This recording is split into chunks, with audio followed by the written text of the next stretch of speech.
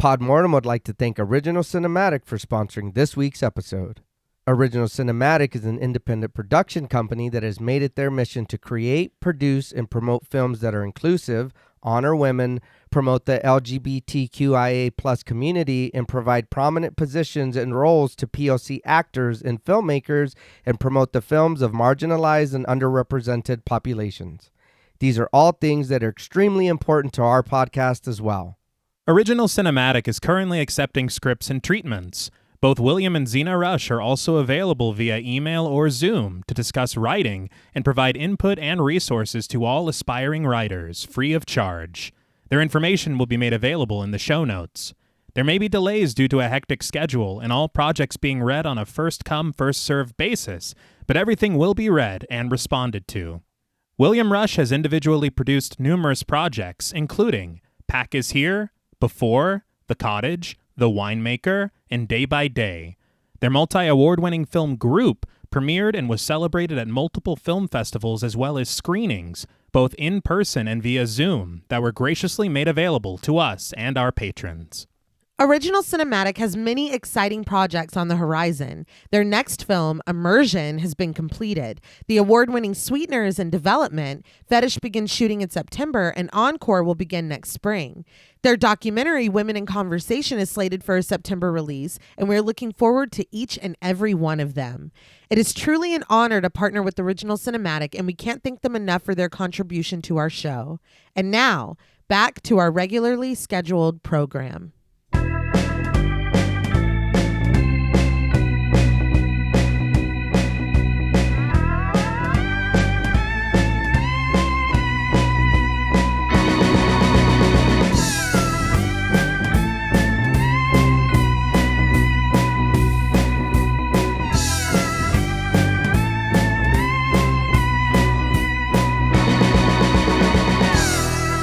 Salutations! Welcome to Pod Mortem.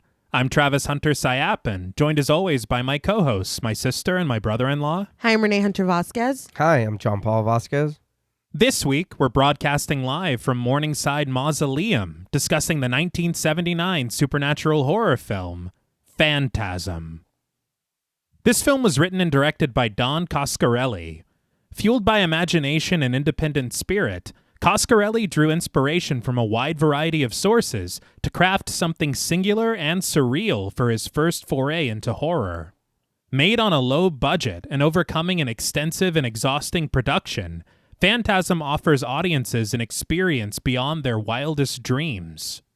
With enduring iconography, impressive compositions, tenacious technical work, and uncomplicated characters facing off with a memorable villain, this film captivated cinemagoers upon its release, becoming a surprising success at the box office. Phantasm would go on to spawn 4 sequels and is often cited as inspiration for filmmakers of all genres, with its cult status looming large in the almost 50 years since its release. This film was suggested to us by friends of the show, Gary Finder, Ben Coons, Alan Johnston, Half Price Horror, Mike H., Topher Williams, Jim Portant, Lisa Misfit, Seth Schaff, Halisa, Wholesome Chaotic, Beth Bauer, Morgan Novello, Shane Rittersbach, AV, Tommy Norcal, Martin Shaw, Pancake the Panda, and Nicholas Doba. We want to thank each and every one of them for their continued support of the show, as well as this suggestion. So, Phantasm. What were your first impressions on the film? This is one of those movies that I've always seen the cover for, like everywhere, online, or even I remember seeing it at the video store as a kid. Never seen it. Don't know anything about it. I think I know one thing watching the movie, and I was like, oh, I have seen that image before. That was it. So this is like straight fresh watch. Don't know anything about the story. Nothing. This was an interesting watch for me because I see a lot of high scores for this movie and a lot of love for it. And that's cool. You know what I mean? That's totally cool. For me, I don't think this movie was for me. I think that I watched it. I did try to give it a fair chance. Maybe it was being older and watching it. I don't know. maybe even that's not an excuse. Maybe it's just not for me. Maybe I'm not part of the Phantasm fandom. You know what I mean? It didn't. It's not that it didn't work for me. It just didn't work for me. You know what I mean? A lot of the characters kind of were just like talking or reading what they're supposed to. I know we're going to get into it, and it's hard to kind of express it because I don't want to make it seem like I'm being mean to the movie. I just didn't. For me, there was a lot that didn't work, and it was just like a lot of interesting. I'll say that it's interesting, and I know it's always, if you don't have something nice to say, don't say nothing at all. So you know what I mean. I'm trying to find something. How did you guys feel? Right. You guys like it? Enough about me. You know what? Enough about me too. No. Yeah, I had also never seen this before, and I was very excited because, like you said, it's a cover that you've always seen. It is so highly requested. We heard all those names that T said at the beginning. Yeah. It is very highly rated. I don't know what it is. There are aspects that I liked about it. There are a couple really cool scenes, a couple really cool like shots and frames. Some of the lighting was very cool. I will say I love the score. Yes. Yeah. The score is phenomenal. But there is just something about this that missed me, or I missed it, or something. I don't know whose fault it is. I think the characters are really flat, and there are really wild things happening that are garnering no reaction. Yeah. They're reading. Yeah. Maybe reading a little bit. I can't fully put my finger on it. And maybe it's like you said, this is a film where if you watch it when you're young, it blows your mind and you carry that with you forever. And I'm a little jealous that I didn't get to experience that because I kind of walked away pretty confused about the film itself and also confused about all the hype. And I'm not like, I know that people are already turning this off and being very angry. We were talking off mic that people are going to eat our asses up like they did with Texas Chainsaw 2 because y'all did. Yeah. But I'm excited to hear how it was made. I'm excited to hopefully maybe learn where some of these ideas come from because it does. I think John Paul had said off mic that it feels like pieces from different movies at times put together. Yeah. And that is an issue kind of with I don't even know if continuity is the word, but it feels like we're jumping around a lot. Like there's a lot going on, but also kind of nothing going on. But I don't know how to explain it. That will be explained. Okay, well, thank God for that. That's the best way I could explain it. Because some of it moves very slowly, and anybody who's listened to us before, I don't mind that. I love a slow burn. I love taking our time to get there when the destination is worth the trip. But there's just something about this where some components should work for me and they just don't. And isolated, they're very cool, but when you put it all together in this really fucking super super short film with a runtime like this, it is, how are there parts that are dragging, Yeah. But when you put it all together, there is something that just doesn't hit for me, and I wanted so badly. I really did have high hopes when I turned it on. And I love the score. Yeah. I love it. It's cool. Enough about me. You know what I mean? Well, now it's my turn.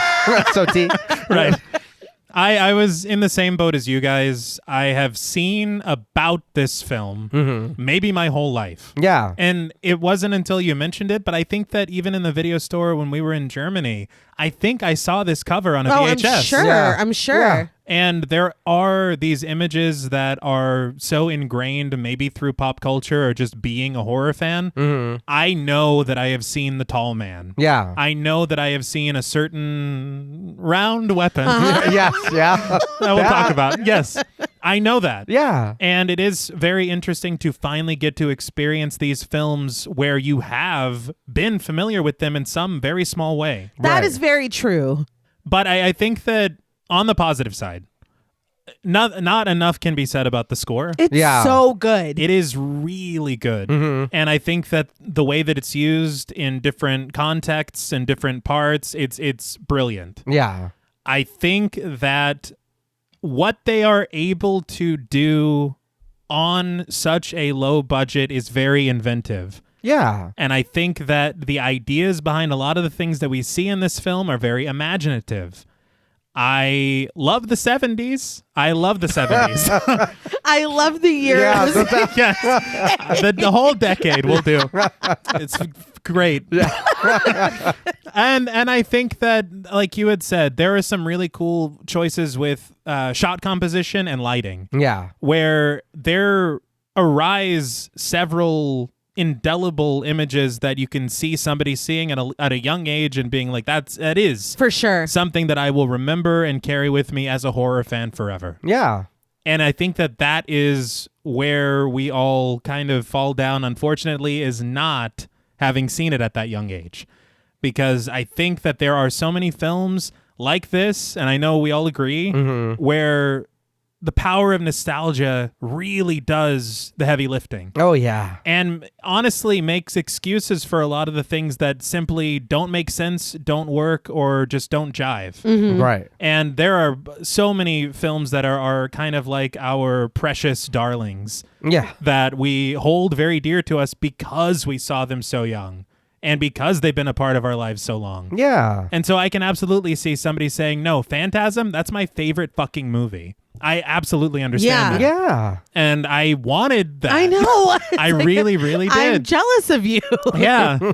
But even having said that, I think that there is enough stuff here that I think can be appreciated kind of no matter what age you are when you watch it. Yeah. I think that there are some elements that are interesting that you can kind of do your own deep dive on mentally as you're watching it. There could be some interesting things about grief and death and a lot of very human things that we all experience that are on display in this film. Yeah. Maybe not explored to that depth, but hinted at in a way that you can maybe form your own ideas around what some of these things represent. And that's always cool when there's a level of ambiguity in a film that it's like, well, you can do some of the work. Yeah. But we're doing a lot of work. Yeah. Not this much work.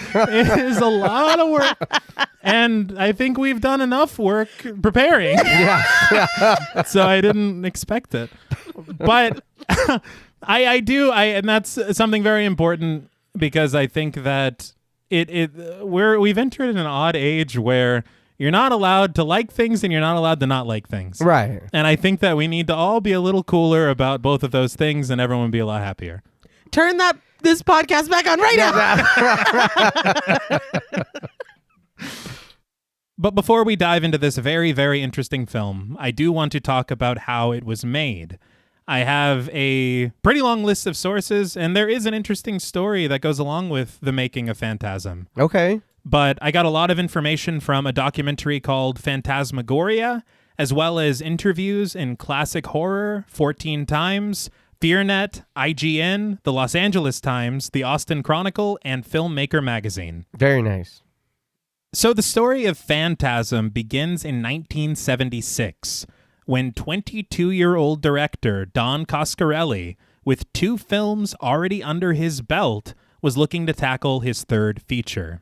That's a whole child. Yeah. That's insane. Yeah.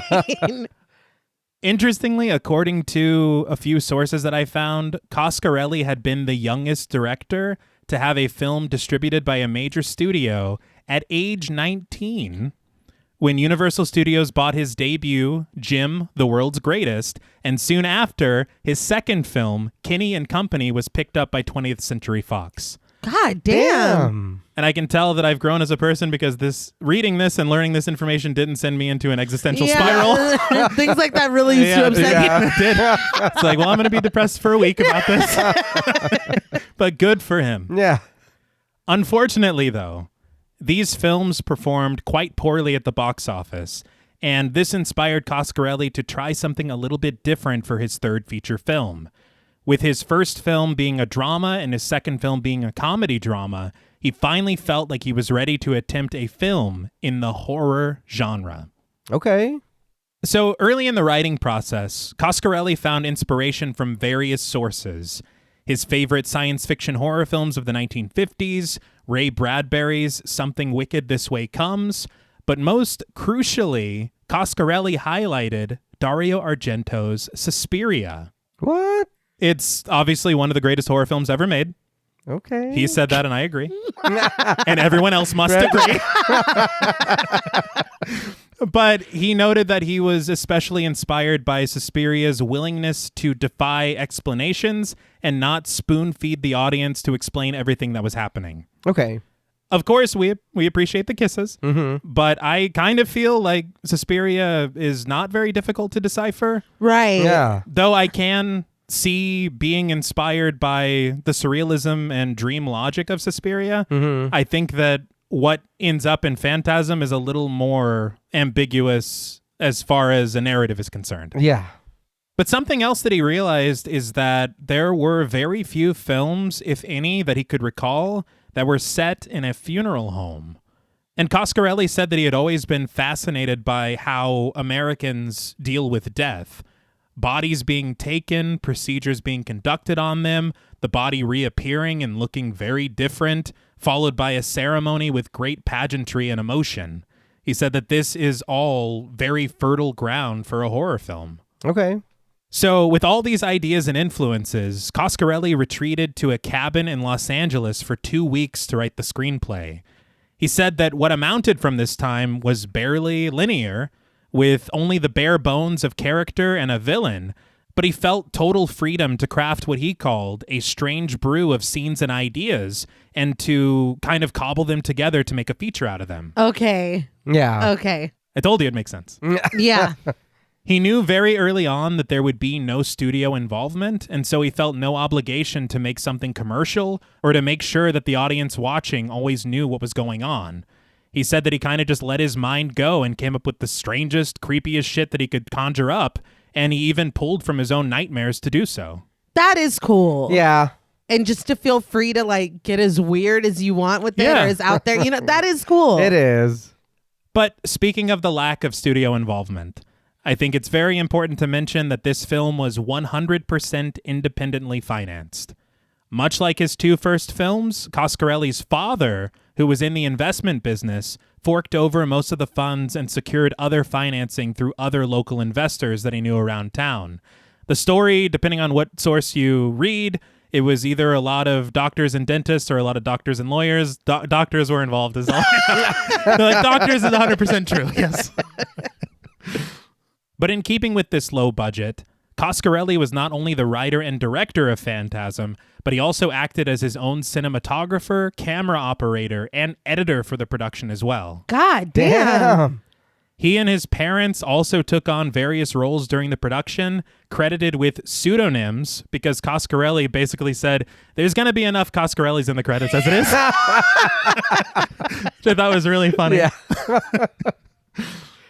But when production began in 1977 with an estimated budget of $300,000, Coscarelli said that he initially tried to shoot it like you would any other movie, but they were all so disorganized that after about 9 days, he shut down production completely to regroup. So from this point forward, he decided that it would be best to only shoot for 2 days at a time on weekends, which would allow him to edit what he had shot and rewrite portions of the screenplay during the week so that they could return to production the following weekend. This is stressing me out. I know. Just hearing about it. Yeah. He said that this proved beneficial to his creative process and also his budget because he realized that he could rent film equipment on Friday, work over the weekend, and turn it all in on Monday, getting 3 days worth of the equipment and only paying for one. Okay, that's pretty smart. Yeah, he had to get the DAT back. But it would continue like this for over a year. God. Coscarelli and crew sometimes working 20-hour days. And because of the lack of studio oversight, everything was a matter of trial and error. The crew would come back sometimes to shoot and reshoot sequences completely, and he had said that the odd schedule and all these reshoots lend themselves to the dream logic that we experience in the film. Yeah, I mean, I bet. And he's also rewriting as we're talking. Yes. As we speak. Yes. But after the film was shot and edited, Coscarelli's first cut of the film was about 3 hours. He said that it was filled with backstory and character development, all of which would be cut completely after a somewhat initially poor first screening. 3 hours. Yes. I'm interested Me too. in what that backstory was, because maybe it would have lent more, sense to what we ended up seeing. Mm-hmm. 30 minutes of this movie felt like 3 hours sometimes. I don't know. It would be an undertaking. I'm not saying it wouldn't. No pun intended. Yeah. But he also said that they filmed 5 different endings. Some of them would eventually be reworked and reused in future sequels. Okay. But they would eventually and finally settle on the ending that we get in the film, which was actually the last thing that they ever shot for Phantasm. Okay. Oh, wow. But post-production on this film, I think, took 6 to 8 months, which is pretty wild. Yeah. But I think it's kind of like a double-edged sword in a way. I guess all swords are double-edged. I don't know why that's a phrase. But it's not having this studio oversight. Mm-hmm. So you have the full creative freedom to do whatever the fuck you want. Right. But it's also not having any kind of oversight. And so it can just go on forever. Right. Yeah. And you can do, a year and then 8 months of post-production. Yeah. It's wild. Yeah. But, you have to applaud that independent spirit Yeah. and the stick-to-itiveness to be like, this is my vision. Right. Even if it's constantly changing, this is what I want to do. Yeah, he did do what he set out to make. Yeah.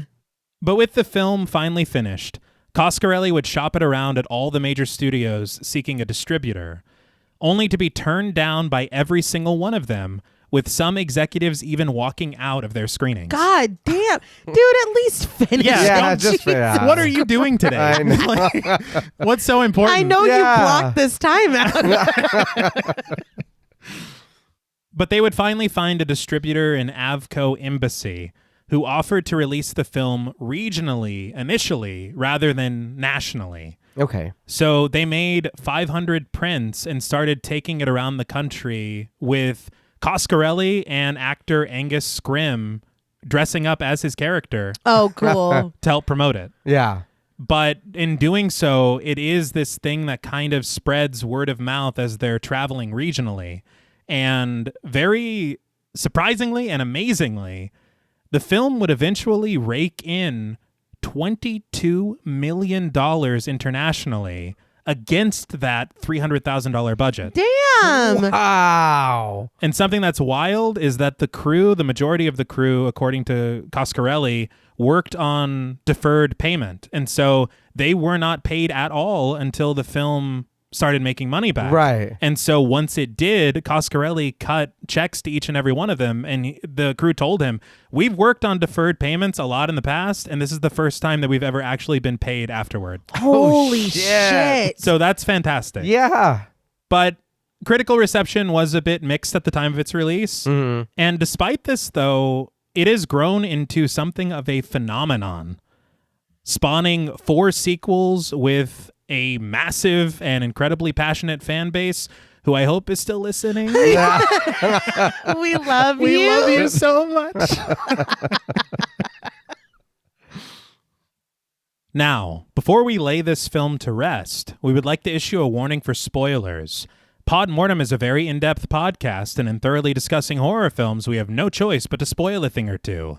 If you don't wish to be spoiled, please go watch the film, then come back and enjoy the show. If you've already seen the film or don't care about spoilers, let's face our mortality. So the film begins with a low droning score, which builds an ominous intensity and percussive clatter, as against a black background, we get the title of the film in red, Phantasm. Coscarelli had said that he always just thought that this word was very cool, and it's used a lot in the works of Edgar Allan Poe. Yeah. And so he just snatched it. Okay. I mean, it is really cool. It is. In all fairness, I honestly think that the title of the film is one of the things that really intrigued me about watching it, because there's something mysterious about it. Yeah. Yeah, because it's like, what does that mean? Yeah. Like, what are you referring to? But we fade in through the darkness of the evening to discover the white exterior of a 3-story mausoleum. The building stands stark within the shadows, lit lowly by 3 fixtures, which line its expansive veranda through towering columns. The score sizzles to a tense crescendo as we settle outside of it, before fading away and panning across the grounds of the Morningside Cemetery, where through the tombstones, we find a couple making it quite sweet. Okay. I was like, ooh, we're jumping right in here. Through small slivers of light, we spy the lady in lavender, played by Kathy Lester, writhing atop the tantalized Tommy, played by Bob Cohn. Kathy Lester, she is in part 3 of this series. I don't know why there's no 2, but... Oh, why she isn't? Interesting. Right. Interesting. It is a credit for this one and part 3. Very cool. She had said that she went in for a screen test wearing this lavender dress that she's wearing in the film. Okay. And that Coscarelli had called her after and was like, you're in. We want you for the movie. Wear that dress, though, because you're the lady in lavender. They wrote this part after she came in for the screen test. She was not in the script at all. So I guess that really learning more about how the production went, that makes a lot of sense that they were just like, sure, yeah. I love that dress, but We need it. Yeah. yeah. Something that's also funny to me about the way this film was made is in the wide shots, they're laying on top of each other, and in the tight shots, she's laying on top of him. Unless she has 4 legs, I don't think they're working out very well. But it was probably filmed like 9 months apart. Yeah. But the pair moan together as their lovemaking ends, naturally. But as Tommy closes his eyes, sighing his satisfied gratitude to the woman on top of him, the lady in lavender raises a shimmering dagger past her half-covered breasts before bringing the blade down sharply into Tommy's stomach.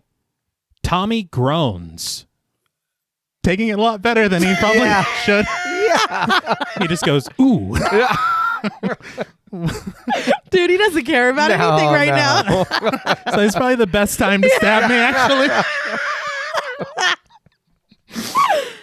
But his head falls slack to one side as his life slips away. We then gaze up once more at the lady in lavender, who stares at him through half-lidded eyes, her blonde hair billowing in the night breeze.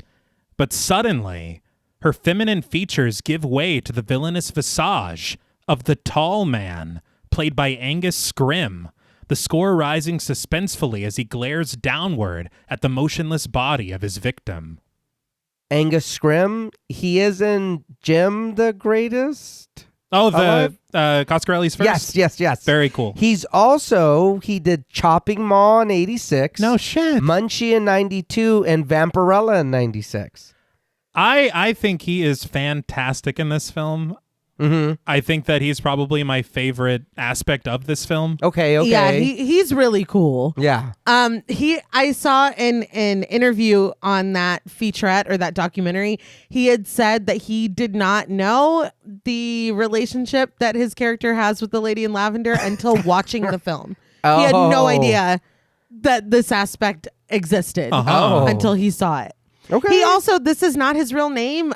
He said that this role was such a departure from the things that he had done before that he came up with the name Angus Scrim for this. It's great. Huh. It really is. Okay.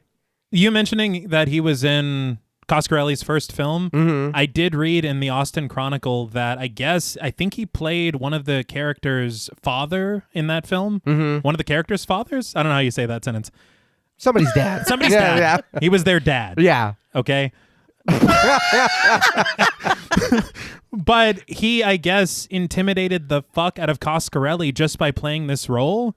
And so when it came time for Phantasm, that was the only idea that he had in mind was Angus Scrimm. Yeah. That's funny. It is. To piggyback on that, he had said that I guess on that same film that there was one of the child actors was running around constantly getting into shit, being loud, and that all he had to do was raise an eyebrow at him and he would shut up.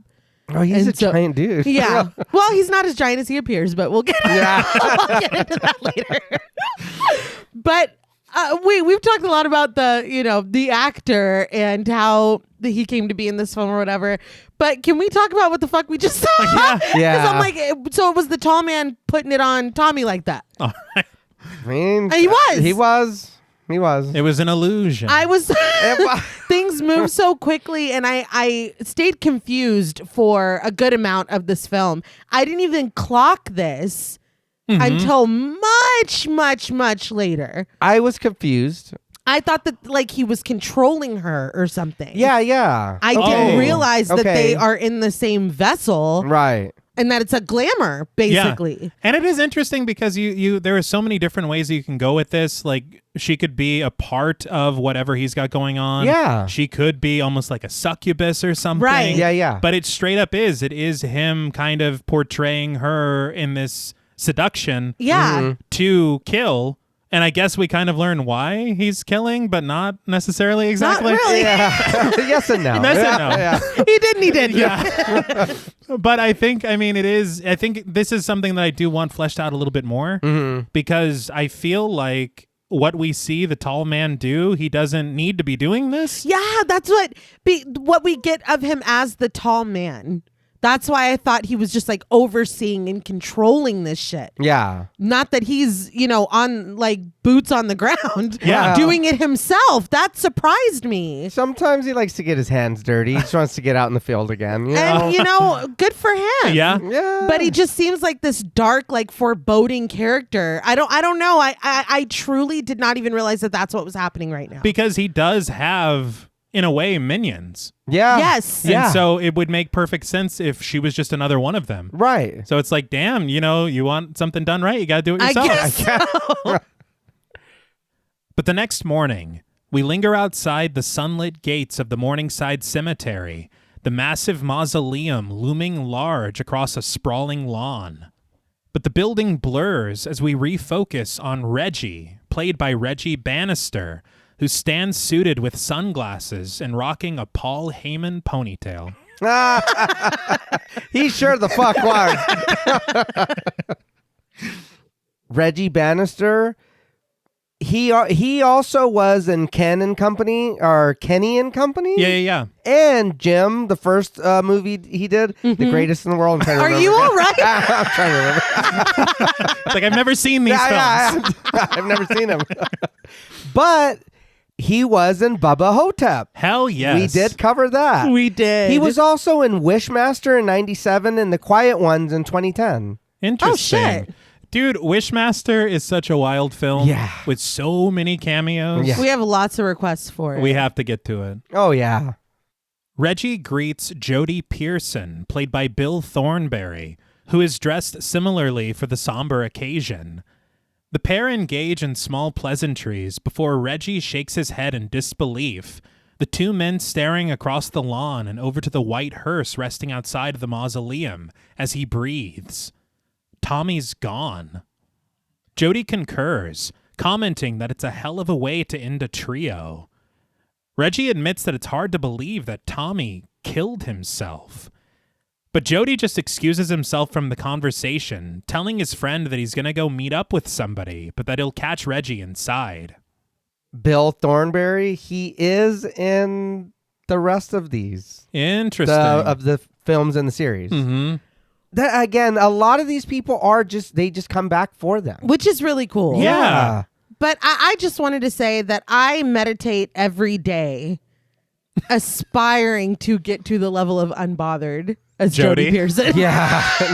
I've never Dude. seen a human being calmer in very dire situations. He adapts like you wouldn't believe. I'm very impressed. It was making me laugh because it's like, dude, he's like, wow. Yeah. just nothing. Unfazed. Yeah. bringing it back to the film again, though, the cause of death. Yeah. That's not what we saw. No. And the way that he died is not even a way that would be framed No. in that way. Huh. So this was like, I have, as it continues, things get a little muddier and more confusing, but this is kind of the first instance of, well, that's just not accurate. Yeah. That is not even what happened. Because a mortician isn't a coroner. Right. Yeah. You can only control so much. Yeah. Right. So Huh. it's interesting, Yeah. But Jody makes his way across the lawn and into the Morningside Mausoleum. Once inside, he turns a corner into a long corridor of crypts, the walls lined in white marble with small breaks of red curtains and sculpted busts.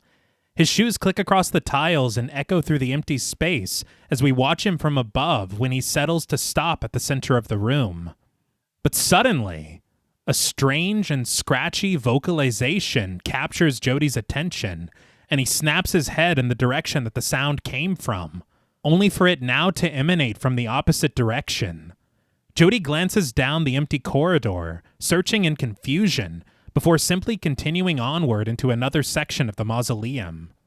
His long shadow stretching out in front of him, Jody makes his way over to who he told Reggie that he needed to meet up with, and kneeling before a crypt marked with an ornate bronze plate, we see who it is. Jody Sr. and Ann Pearson. Jody pays respect to his dearly departed parents in a moment of silent serenity. That's sad. Yeah. And it's very prevalent, this theme of death and grief. And of course, I mean, you come to expect this when the majority of the film takes place in a mausoleum. Yeah. But I think this can be the start of some pretty deep concepts and conversations if you really want to dig into them. Right. Yeah. But I did want to talk about this mausoleum. Okay. The exteriors of the building were the Dunsmuir Mansion in Oakland, California. And I read that they had been used previously in the film Burnt Offerings, which I think has Karen Black and Bette Davis in it. Oh. Hell yeah, dude. Yeah. But they apparently only had a few days to film the exteriors. And so every single thing that you see in this film was shot just over the span of a couple days. And there's a lot that's reused, I know. But I thought it was pretty cool. And it always fascinates me whenever films are made out of schedule and it's like, okay, we have this location, so we need to do every single thing that happens outside tonight. Yeah. That always intrigues me a lot. But the interiors. So Coscarelli said that there was a really gorgeous mausoleum in his hometown that he really wanted to film in, but he knew that every single thing that they were going to be doing in this mausoleum, there's no way that they would allow it. Yeah. And so with how crucial this location would be to the film, they decided to build it themselves, and they put a ridiculous amount of money into it. They rented a small warehouse, and they had an art crew that was made of mostly construction workers. And so Coscarelli said that they built this place solid, and they built it out of plywood. But afterward, Coscarelli's mother, who was basically the de facto production designer of the film, credited under the name S. Tyler. Okay. Come on, dude. I know. But she bought cases upon cases of this contact paper that looked like white marble. And they just outfitted this entire place with that contact paper. I never in a million years, I swear to God, I thought that this was a real location. Yes. That they had just used and utilized throughout. But this is completely fabricated, and that is not real marble. So where did she get this Hell 1979 contact paper? That is really convincing. Yeah. That's very cool. They did a really good job on that, because you're right. Not at one time was I like, that's Not at not all. a real mausoleum, or it was, damn, how did they get you guys, how were you able to let them, Yeah. or get them to let y'all do that? Yeah. Especially like with how much they use it and how much you see of it. Uh-huh. I didn't even think that it was a set period. Yeah. I'm just like, I'm amazed. Yeah. For that budget. Mm-hmm. But outside, Michael Pearson, Jody's little brother, played by A. Michael Baldwin, rides across the front lawn of the mausoleum on a green motorbike, its loud engine chugging along and carving through the peaceful morning. A. Michael Baldwin. He does have a credit in Kenny and Company as well. Hey, there you go. And I believe he's not in the second film. Yeah, I did. I saw something about that on that documentary. Coscarelli was talking about it, and he was saying that I guess Phantasm 2, I think, had more studio involvement. And they had told him that they needed more of a name recognition, I guess, right, to ensure box office. And he had said that he was given the choice between one character who survives this film and A. Michael Baldwin. Yeah. And he could only pick one that could be in the sequel, and they would replace the other one with a more familiar name. That's crazy. wild. And so it was like the worst choice in the world, and he had to make it. Yeah. But I think he got more creative control back with 3, and I think that he returns. He does. But it's like, damn. Yeah, that's crazy. Michael sails through the cemetery, circling around the stones, until suddenly his bike sputters to a stop. Michael sits puzzled, twisting the right handlebar to throttle the engine, which trembles a low rumble to no real consequence. As he sits there puzzled, that same strange noise that Jody heard in the mausoleum now sounds through the trees, and when Michael turns his head, he spies a small figure, the tail of its black cloak trailing behind it as it slinks behind a tombstone. What the hell was that? I know. What the hell was that? There's a lot of questions already. And once again, that odd noise catches Michael's attention, and when he glances to the other side of the cemetery, another figure darts to hide behind a distant stone. Was that Tom Barry? Hell yeah, dude. Oh, we got to get the fuck out of here. Yeah, no. They're dangerous. We then return to Jody, who rises to his feet inside of the mausoleum. But when that odd sound echoes nearby, he exits curiously into an adjacent corridor to follow it. Synth rises suspensefully in the score as he peers down the hall, where another black-cloaked figure rounds the corner, disappearing just out of sight. Jody ventures onward to investigate, but before he can, a firm hand reaches out from behind to grasp his shoulder. Jody turns to face the tall man, forced to glance upward to look into the elder man's narrowed eyes.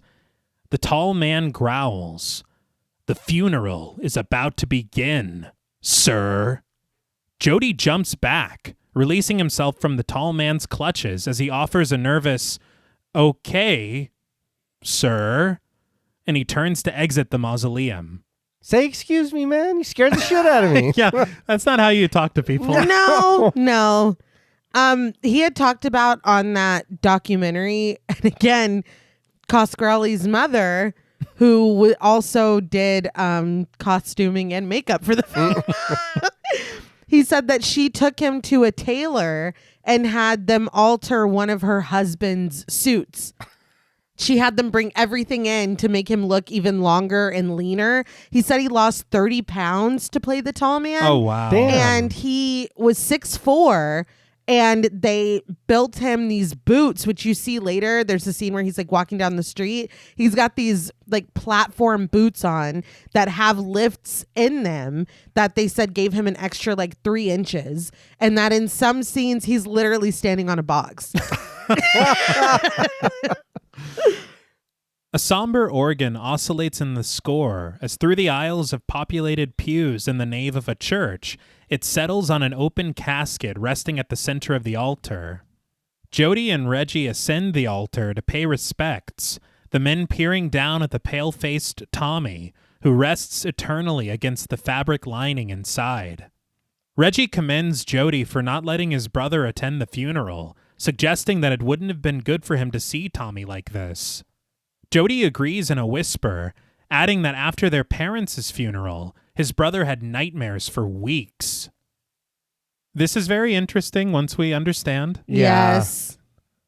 But after surveying their friend, Reggie has to step away, and Jody stays put alone at the altar, his eyes never leaving Tommy's pallid face. But outside, Michael hides within the foliage, raising a pair of binoculars to his eyes to witness the arrival of the hearse and the funeral goers. Jody and Reggie join 4 men to act as Tommy's pallbearers, guiding the casket out of the vehicle and carrying it in a sorrowful procession behind an uncredited preacher and over to the gravesite. And it's very important that it took 6 men to do this. Yes. Yes. Yes. The group gathers around, the preacher reciting the Lord's Prayer as Michael pans across the mourners and over to his older brother, who stands solemnly next to Reggie. But after the service, the men walk together through the cemetery, Jody muttering that he doesn't like this place, and Reggie offering with finality, "Well, say goodbye to Tommy." Jody just suggests that they get the hell out of here, and we watch as his black muscle car whips a turn around the path in front of the mausoleum, the men making quite a dramatic exit. And I do, again, when it comes to rewriting the film a million times during production and kind of coming up with the ending that is the last thing that you do, it is interesting that we do have moments where you can call them foreshadowing. True. Yeah. It makes sense on its face why somebody wouldn't like to be in a cemetery for a funeral, but it's very interesting how it keeps coming up from Jody. Yeah. Right. But still lying beneath the leaves of a bush in the cemetery is Michael, who continues surveying his surrounding through the lenses of the binoculars. And it's through these binoculars that Michael spies a rather peculiar sight. The tall man, now all alone among the tombstones, approaches Tommy's coffin, wrapping his arms around it, and with an ease that feels otherworldly, lifts it from the ground to load into the back of the opened hearse. He really wasted no time. No. Yeah. It's like the funeral ended 5 minutes ago, dude. It's daylight. Patience. Yeah, no. The tall man slams the doors, glancing around shiftily as he absconds with Tommy's body, leaving a puzzled Michael to lower his binoculars, mouthing a silent and incredibly appropriate, "What the fuck?" He did, but there was like no emotion on his face. I would have been a lot more. He made it like it was something that was just mildly weird. Yeah. So that's strange. I didn't know ducks ate that kind of bread or whatever. Like, this is a man stealing a corpse. Yeah. I'd be a little more afraid. Yeah, a super strength Or excited. man. Yeah. Excited. Something. Like, you know what wow. I mean? Oh, shit. Dude, he picked up the whole fucking That's casket. true. I would have given myself away. Yeah, no, for sure. But sometime later, Michael walks alone down an empty street, haunting keys and rumbling bass in the score, his only company, as he reaches his destination. So this is the main theme of the film. Mm-hmm. I think it's fucking fantastic. Yeah. The composers of the score were Fred Myrow and Malcolm Seagrave, and Coscarelli had given them a few very important influences to pull from to write the score. Mm-hmm. Those were Goblin, of course, Pink Floyd, and Mike Oldfield, who composed Tubular Bells. Okay. I think you can hear all of that. That totally can. Yeah, that you can. But he had said that something interesting that would happen during their writing and recording process is, I guess, they use these really primitive synthesizers, and they have, I don't know if you've seen them before, but they have just dials upon dials. Yeah. And you kind of dial them in to change these settings to get the sound that you're looking for. And something that would happen a lot is they would find a sound that they loved, use it and record it, and then literally never be able to duplicate it because they couldn't remember their presets.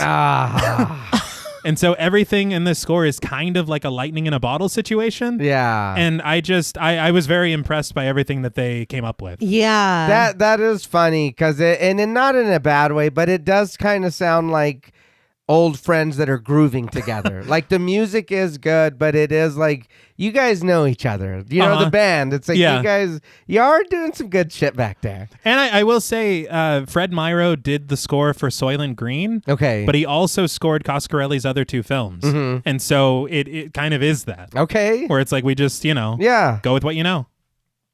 But the coolest sign that I've personally ever seen sits perched on a post just off of the property. A red right hand painted at the center of a yawning void of white, gray, and black.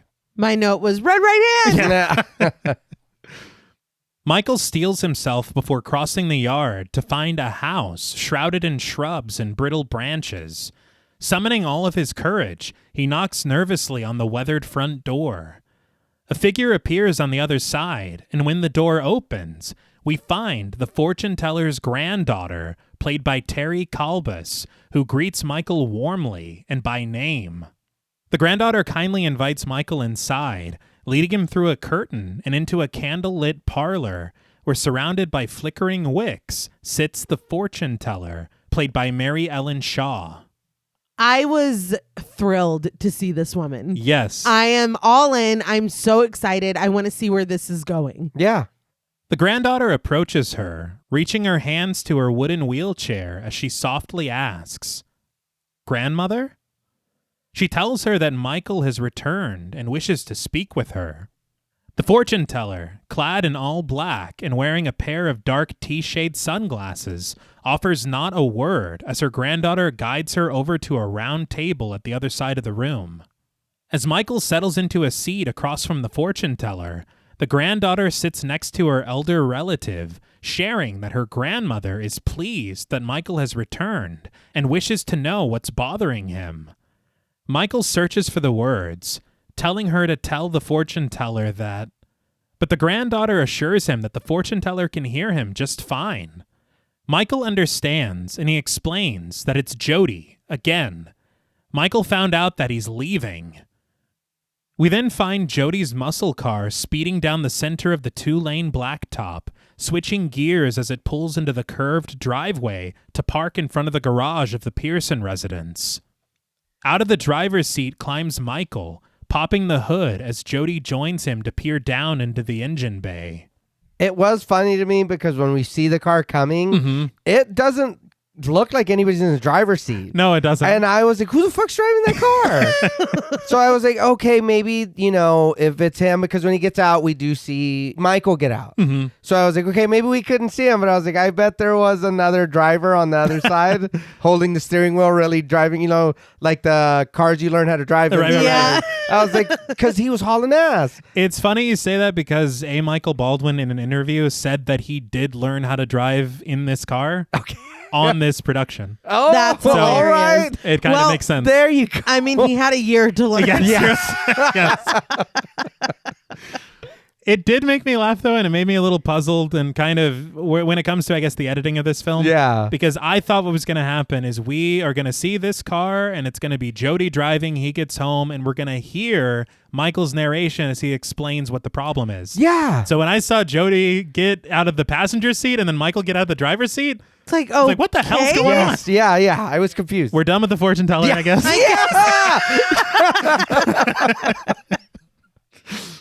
And I did want to mention, because Coscarelli talked about it on that documentary, this car kind of became an iconic visual for the franchise. Okay. And it's used, I think, throughout the sequels.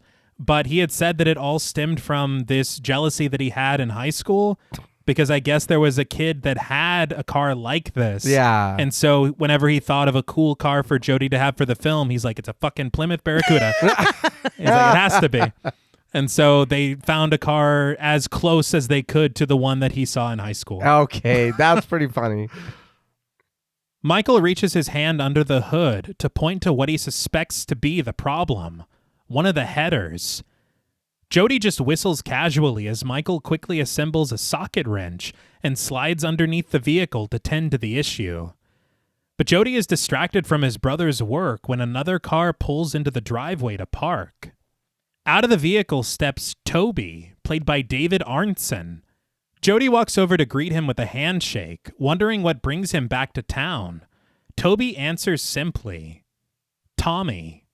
Jody understands, but he admits, I just don't get off on funerals, man. They give me the creeps.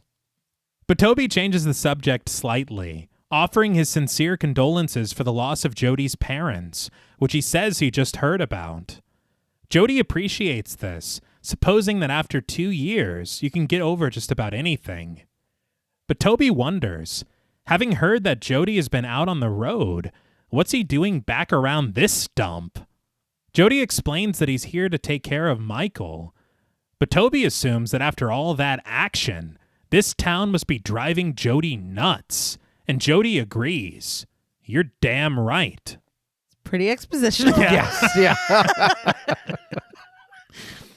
Michael listens in from beneath the vehicle, slowly ratcheting the wrench as Jody continues. Now that the kid's 13, I'm thinking of sending him off to live with his aunt. But I'll tell ya, he sure ain't gonna like it. It's like, so we'll talk about it in earshot of the kid? Yep. Yeah, I was like, you're speaking at full volume. Yeah. Jody says that as it is, Michael follows him around everywhere. It's like he knows that he's gonna leave. We witness an example of this. Jody riding a bicycle down the street through the neighborhood, the camera gliding to follow Michael as he races through the front yards of various houses to trail behind his brother. Jody rides on, seemingly oblivious to Michael's chase, but in voiceover, he admits to Toby, "He's a tough little kid. I love him. I'm gonna miss him." Failing to catch up with Jody, Michael lingers behind, cursing in frustration. I have to say, I think the more we go on, the more I'm starting to appreciate the ending of this film, because I think that we really are planting more seeds than I realized. Yeah. I will give you that. Yeah. But as of right now, I'm confused. Yes. Right now, I'm like, I don't know what that means. That's fair. The pacing is confusing. The order of the scenes is confusing. Yeah. Like some cuts are jarring to the point where, I guess we're here now. Yeah. Don't get too comfortable. Yeah. No. To demonstrate what you were mentioning, we do return to the fortune teller. I was like, what the hell? The granddaughter reminds Michael that her grandmother has told him before not to worry, that if Jody does leave, he'll take Michael with him. Michael just hopes that she's right, and the granddaughter assures him that she always is. But Michael shares that there's something else. He's really scared about something he did. Michael confesses that while he was messing around up at Morningside Cemetery, he saw something really scary. We retreat into Michael's memory, replaying what we saw literally 5 minutes ago. Yeah. If that. The tall man's surprising strength stealing Tommy's coffin away, with Michael left bewildered behind his binoculars as he breathed a silent, "What the fuck?" But we then witness something that we didn't see before. Michael rushing for his overturned motorbike, sitting down, revving the engine to life, and speeding away through the tombstones. But, with one stern look from the tall man, Michael is sent tumbling off of his bike, landing harshly and rolling across the grass. This reminded me of Creepy Carrie. Yeah, dude, seriously. And I don't think that was a stunt kid. No. Damn. Because you're there the whole time, and then it's him collecting himself and looking in a lot of pain. Yeah. But after he does collect himself, the tall man, for some reason, allows Michael to get away. Yeah, what the hell? You've seen me. It was a warning. Yeah. But why? I know. But after we see Michael riding his motorbike down an empty street and to safety, we return to the fortune teller's parlor, the granddaughter leaning close to her grandmother, seeming to receive a telepathic message before she reveals to Michael that her grandmother wants to play a little game. Suddenly, a small black box appears right in front of Michael on the velvet tablecloth. The boy reacts with surprise, wondering how she did that, but the granddaughter answers his question with a simple order.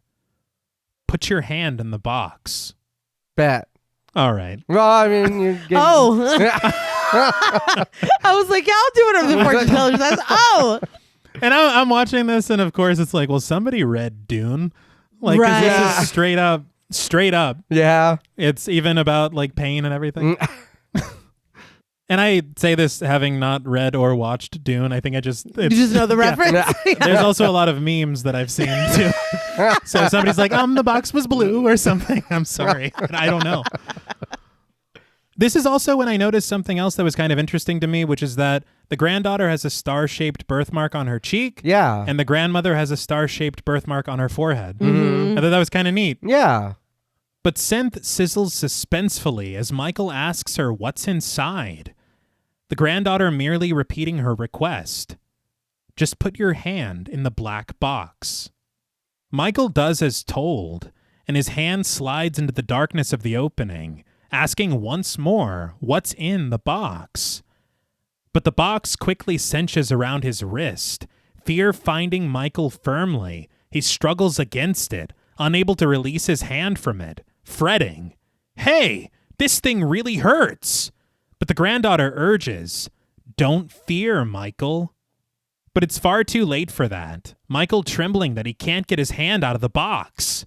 The granddaughter reiterates, don't fear. Michael grips the box, trying with all his might to release his hand from his clutches. So he can't fucking do it. Help! He's freaking out. But it's like, dude, just listen. It's like a finger trap. Yes. Yeah. The more you Just relax. I can't get it out.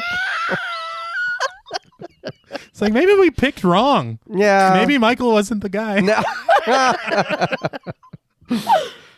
But it's only when Michael returns the box to the table and allows calmness to wash over him that he's able to slide his hand free. Imagine that. Yeah. Exactly as she told you. How embarrassing. It's like, I'm sorry about that, guys. I was really Brett's a little embarrassed there. yeah, I was so scared. I need that hand. Yeah. The granddaughter explains, it was simply a reflection. Fear is the killer. This is what her grandmother wants Michael to learn. Michael stares down at his hand, his appendage still in great pain. But the fortune teller just sits stoic across from him, letting her lesson speak for itself. The granddaughter concludes for her that it was all in Michael's mind. Michael accepts this reluctantly, rising from his seat to fish a few crumpled dollars out of his pocket for payment. He sets it on top of the black box, the bills and the box immediately disappearing right in front of him. It did make me laugh that the money. Me too. It's like, is the ghost their accountant? I don't know. It's like, we'll file it away, yes. Yeah. It just cracked me up. Where does it go? I don't know. I don't know. I did want to say they talked about it on that featurette. Uh-huh. One of the most simple dissolves that you can do in film. It's literally you film it without the box there, have everybody sit still, put the box there, start filming again, and then you just do a dissolve effect. Okay. Like we could do that right now. It Yeah. works. As Michael exits through the curtains, the granddaughter calls out for him to come back and visit them again soon. He agrees to do so somewhat reluctantly, and after the front door opens and closes, the fortune teller reaches a hand for her granddaughter's arm, a high-pitched giggle escaping from her as she leans back into her chair, delighted. The hell? I know. I don't know. Well, you can take it for good and say we taught him not to fear. Or you can Okay. take it for bad and just say, we really fucked with that kid. Yeah. Did you see how scared he was? That was hilarious. I was trying so hard not to laugh. And it is kind of unfortunate we were talking off mic, but I was very intrigued. I think we all were about this fortune teller specifically. Yeah. And especially with something that we're about to see in just a second, I thought that we would have much more of her in the film. Right. If I'm not mistaken, I don't think we return to her at all. No. No, that's it. That's wild. That was Yeah. a bummer. But then you think about it and you're like, a 3-hour cut. Yeah. Maybe there was more. Maybe. We then cut to the gates of the Morningside Cemetery, where the granddaughter, now wearing a white dress, enters the grounds, clutching a small bouquet behind her back. As the score hums ominously, we settle across the path from the massive mausoleum, the tall man now returned with the white hearse parked outside. But in a suburban neighborhood, Reggie pulls up to park in front of Jody's house in his old-fashioned ice cream truck. He climbs out, donning a white suit and black bow tie, snagging an acoustic guitar case from a side hatch on the vehicle. He approaches the porch where Jody sits, strumming an electric guitar plugged into an amplifier and vocalizing over the chords. Reggie inquires if Jody is writing a song, and his friend replies that he's working on it. At this, Reggie quickly retrieves his acoustic guitar from its case and pops a squat on top of the amp, offering a few lead licks to Jody's rhythm guitar. And when Jody reaches the end of his verse, the pair kick off into a joint groove and breakdown, switching parts and honestly sounding pretty good. Yeah. Reggie Bannister had said that they filmed in his character's ice cream shop 3 full songs of Reggie performing 3 full songs.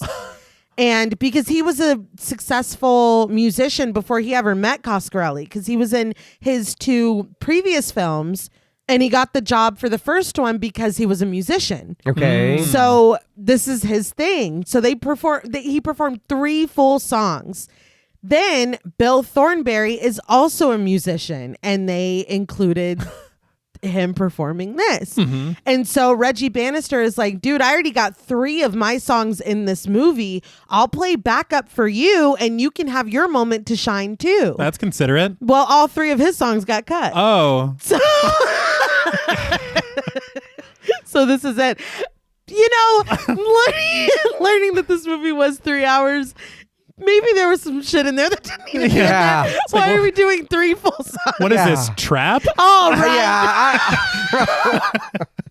I love you, but there's no way I'm going to be like, hey, look, dude. Yeah. This movie, half of it is going to be so you can shine. Dude, 3 songs, that's almost an EP. Yeah, I need people to know you can play the guitar. Yeah. No, I don't. I need people to see my movie. Again. What's more important here? Yeah, it's cool, and yeah, they are grooving together. But I'm going to be honest. At the end of this scene, my only note is, what the fuck does this have to do with anything? I thought... Like, I don't care. Like, this is crazy. It is kind of difficult because they had talked about all the characterization and character development that was kind of cut out completely. Yeah. And so it's like we do kind of need scenes like this to show how close Jody and Reggie are. Yeah. And so I think that's why it worked for me, because it's like, oh, dude, they're just too... And they did sound good. Oh, they did. But I feel like it being like right after the fortune teller and stuff, it's like kind of like, what are we doing? Yeah. But I did enjoy it because they sound good. It just felt like this was an odd thing to do right here. But it was just funny to me that there was going to be a lot more of this. Yeah. Apparently. Do you think Michael should have been there playing a jug or something? Like that? It's like they really love each other. Yeah. He's got a washboard. But when the song reaches its wildly strummed end, the men can't help but laugh, Reggie reaching into his pocket for a tuning fork as he comments, "We're hot as love, you know?" He whacks the tuning fork against the amplifier, hovering it over the body of his guitar before reaching his fingers to silence the steady sound. This is very important. Later. Right now, I was like, what the? Yeah. Do you see? You see what I'm saying? We really zero in on it. Yeah. I don't know what this means. But a low drone hums loudly in the score as the granddaughter reaches a long corridor inside of the mausoleum, a series of sculpted faces hanging above a large wooden door at the far end. She creeps cautiously over to it, reaching for the knob, but as the door opens, a beaming light shines through the crack in the door and illuminates her curious face as she stares inside. We retreat to the outside of the mausoleum, spying it from across the sprawling front lawn as the granddaughter shrieks a frightened cry. So this, to me, it sets up at least a little air of mystery as far as what could be behind this door. But the bond that she has with her grandmother telepathically, Yeah. I really thought that fortune teller would give a shit that what just happened. Yeah. Like, even if we see her, like, feeling it in her house and it's like she has to get somebody else to investigate or something, but it's just like, well, that's it. Yeah.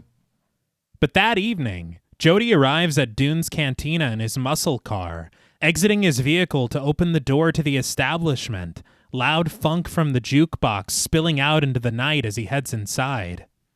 And I feel a little vindicated. Dune's cantina? Come on. Okay. He's a fan. Yeah. Under the low lights of the bar sits the lady in lavender, who Jody immediately notices. But we discover Michael at the window outside, having once again followed his brother, and he watches as Jody saunters over to the woman and takes a seat right next to her. Michael is really up this dude's ass. Yeah. Go home and go to bed. I know. Nobody sees this child. You're like, who's that? Yeah. His nose is on the glass. We don't hear their small talk, but whatever lines Jody drops convinces the lady in lavender to step outside with him, where Jody leads her down a path. Michael trails close behind, doing a poor job of putting any distance between them. It's through Morningside Cemetery where we find Jody and the lady in lavender again, kissing as they traipse through the tombstones together, Michael skulking through the shadows and behind the stones to follow them undetected. Go home, Michael. Yes. Also, I'm like, we're going to the cemetery again? It's like, is this the new fucking field or Yeah, what? I guess. Look, we had limited locations. Town's not that big. No. Right? Between kisses, Jody admits that it's kind of spooky here, but the lady in lavender counters that it's actually kind of exciting. She's like, I killed a guy here yesterday. But peering into his eyes, she asks curiously, so, what's the only thing to do in this town? And before Jody can answer fully, she silences him with a deep kiss, lowering the both of them onto a cold slab of stone to continue her seduction. Go home, Michael. It's like, dude, I'm just concerned about this boy skulking around. Yeah, he's just kind of hanging out, and it's like, dude, go away. Get go the sit in hell car. out of here. Go sit in the Well, don't. It's like, I know you're here, dude. Yeah. Get the fuck out of here. And it was wild to me. Nobody is paying any mind to the clear, creature noises we heard today. Yeah. Both of us. Yeah. Michael in this very cemetery. Right. Well, Jody's got an excuse. Right now, He's very but- busy. He's like, we'll deal with the creatures later. I don't care. I don't know if that's me, her, whatever that is. The lady in lavender lowers her dress, revealing her breasts to Jody, and we quickly cut to Michael in the distant trees, who flashes a cartoonish smile. Jody mutters a bemused, "Wow," which his brother echoes from his hiding place. We do see Michael's vantage point, and he's too far away to see anything. Yeah, yeah. Thank God for that. Yeah. So he's playing along, I guess. I don't know why, but he can't see a thing. No. And something interesting I did see regarding this tombstone that they are making it sweet on. Mm-hmm. It is a prop, firstly. Yeah. Because the name is so clearly there. It's like, it'd be pretty fucked up if you're actually... Right. Yeah. But I guess that it says Cecilia Weiss, I think. Mm-hmm. And that's the name of Houdini's mother. Huh. And so I thought it was very interesting that is what they decided to put here. Yeah. Okay. That is Yeah. interesting. But as the lady in lavender lifts the hem of her dress and reaches her hands to lower Jody's pants and underwear, a loud growl emanates just behind Michael, the teenager turning around terrified to search for the source of the sound. Twigs snap next to him as something scrambles out of sight, prompting Michael to venture onward with caution. But suddenly, behind Michael, a sinister snarl is heard through the trees, and a small robed figure races for the teenager, inspiring a startled scream. Michael bounds out of the trees, racing through the tombstones and past Jody and the lady in lavender, Jody lifting his head to spot his brother. With a pair of white panties clenched in his teeth, Jody asks, "What the heck?" Spit out the underwear. You just saw your brother racing by. Yes. The least you can do is spit them out. Well, he was occupied. He didn't know. Come on, was. I'm going to be honest. Huh. Right now, watching this, him turning around, underwear in his mouth, and he's like, what was that? Yeah. This should be for me. Right. I think really right should. now I'm like, this movie I think is not for me. And it's I would have loved maybe a more comical tone or something else, but him just being like, what was that? What was the like, hell? Yeah, it's like, oh, What's happening? Like, what's happening? But I mean, everything is pretty flat with this dude. Yes. Yeah. So even, he's making it sweet in the cemetery. His brother, is scared to death. They're chasing a cat around. I don't know what they're chasing. I don't understand his performance a lot of the time. Yeah. Yeah. And maybe you're right. Maybe if it was somebody that did a little more the balance, like a Bruce Campbell. Right. Yeah. You could see how he could balance that humor and the horror that he will soon face. Yes. But yeah. Yeah. Jody tells the lady in lavender to wait there, realizing that it's his little brother, and adding that he thinks he has some kind of problem. Jody climbs clumsily back into his clothes as he chases after Michael, the score growing frenzied until he finally catches up to him. He reaches for his brother, putting a stop to his escape and demanding to know what's wrong with him. Michael, his face full of fear, trembles that there's something up there. He knows it. He saw it. When Jody asks what it is, Michael exhales deeply, admitting that he was following Jody out here, promising that he didn't mean any harm, but he says that there's something out there and it's gonna get him. When Jody asks what is out there, Michael responds with confusion, only able to describe the creature as little and brown and low to the ground. He's like, I'm the songwriter in the family. Calm down. But Jody suggests that it's probably just a gopher in heat, which does not sit well with Michael, who emphatically refuses this possibility. When Michael wonders where the woman Jody was with went, Jody snaps that she's waiting for him at the cemetery, calling his brother an idiot. But the pair are soon interrupted when the strange sounds of a creature echo nearby. And though Jody has heard these sounds before in the mausoleum, he tells Michael to calm down and that it's only the wind. It's only the snarling wind. Yeah. Relax, dude. Michael urges his brother to go get that girl before it gets her. But Jody just snarks that Michael has an overactive imagination. He sighs, reaching into his pockets to retrieve his car keys and handing them over to his brother. He says that they can just talk about it when he gets back home. As Michael takes the keys, he asks Jody if he's sure he's going to be okay. But Jody just turns his brother toward the dirt path and orders him to get out of here. As he watches Michael disappear into the night, we spy Jody through the trees, the score growing suspenseful as he makes his way back to the cemetery. But when he returns to the site of the would-be sweetness, he finds the grounds to be empty, the lady in lavender having left, and after looking around for a moment, a disappointed Jody decides to head home as well. But at the Pearson house, Michael rests in bed in the darkness of his room, the camera pressing in on his sleeping face as his eyes wander beneath his lids within a dream. We pull back from Michael, revealing now that his bed rests within the grounds of the Morningside Cemetery, fog billowing around the tall man who stands silhouetted against the stones, his arms outstretched and perched at both sides of Michael's headboard. Unearthly and overlapping voices surround the boy, his eyes opening sharply, and before he can make heads or tails of what's happening, a pair of tattered ghouls burst free from the dirt, reaching for Michael in his bed as they snarl hungrily. I loved this a lot. It put me in the mind of, I think it was Dream Warriors. Okay. With Patricia Arquette's bed, where we kind of have this very tight shot and we assume it's still here, and then it ends up on the house, or it ends up on the street of Nancy's house. Right. I think that it's just a very cool and very effective and very easy visual to achieve. Right. Okay. But I thought it was fantastic. Yeah, I liked it better in Dream Warriors. Well, I mean... I'm just kidding. Of course.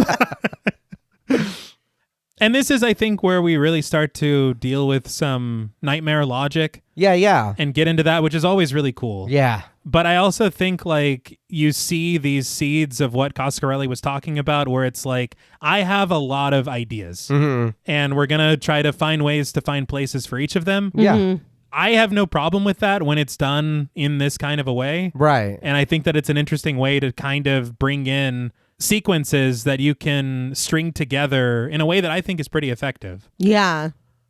But in the light of day, Jody returns to Dune's cantina, parking his car and heading inside.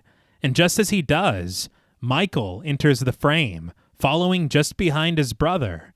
But instead of entering the establishment, Michael continues on all alone and into town, enjoying a cherry Tootsie Pop. I was very jealous. I haven't had one of these in a long time. Dude. Top tier flavor, the cherry one. Yeah.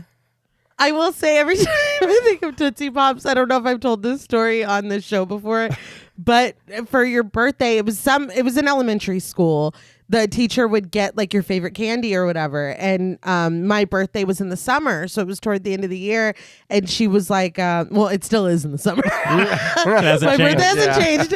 But she was like, what do you want? What birthday candy do you want? And I'll get it for you before, the year ends. And I was like, oh my God, thank you. I was like, can I get Tootsie Pops? And she goes, no. What? Why'd you ask me? Yeah. Why not? I don't know. But I don't remember what I got, but I did not get Tootsie Pops. Some chalk candy or some shit. She's like, you get whatever's at the bottom of my purse. Yeah.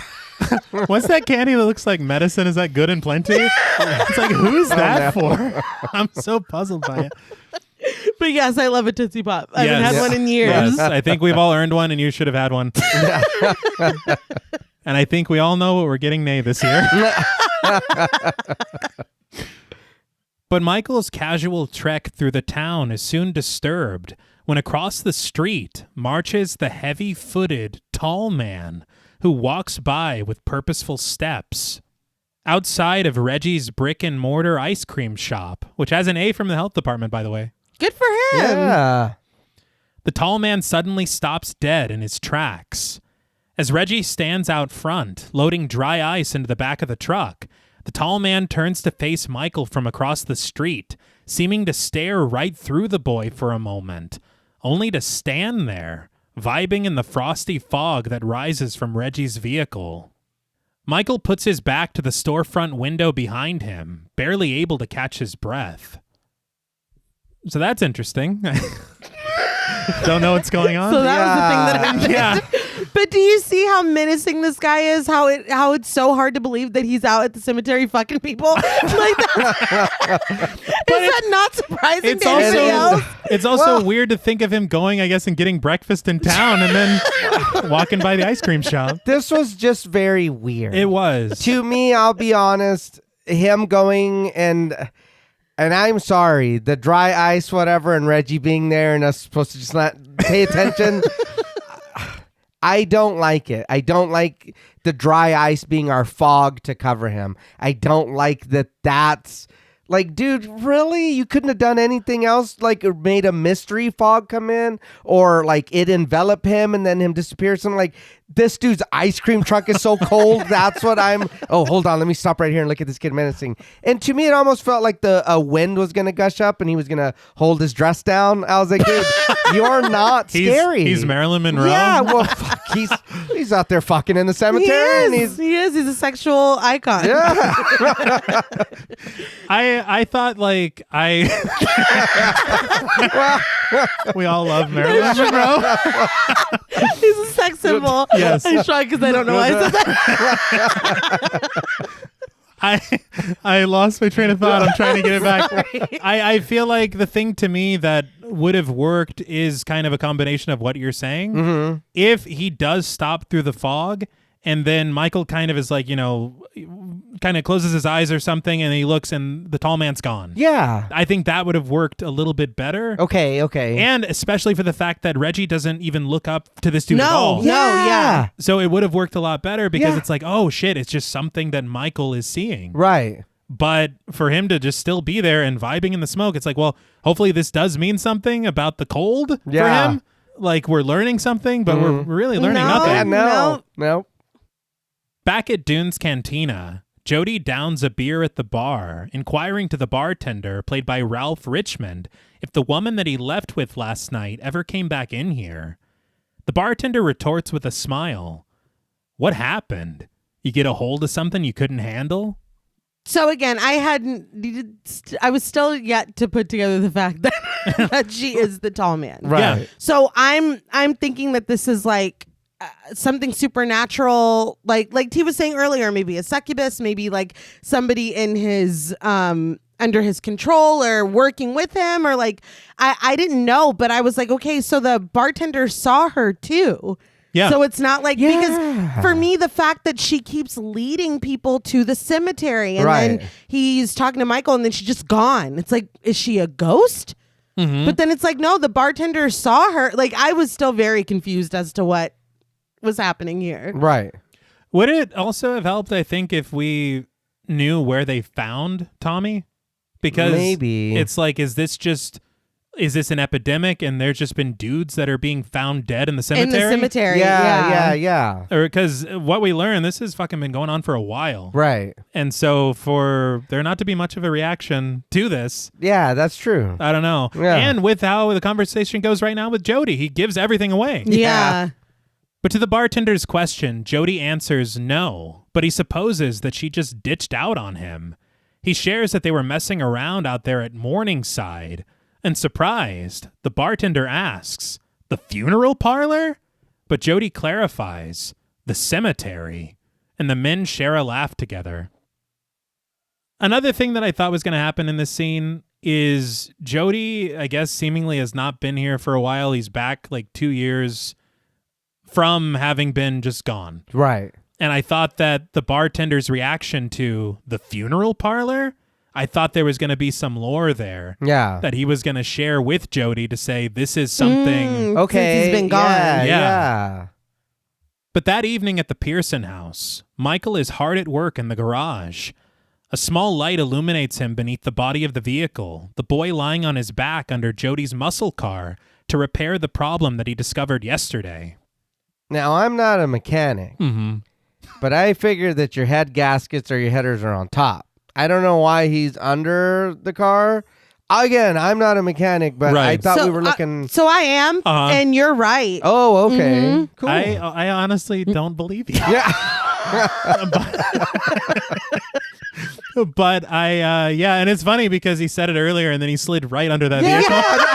I was confused. But Michael soon realizes that he isn't alone in the garage.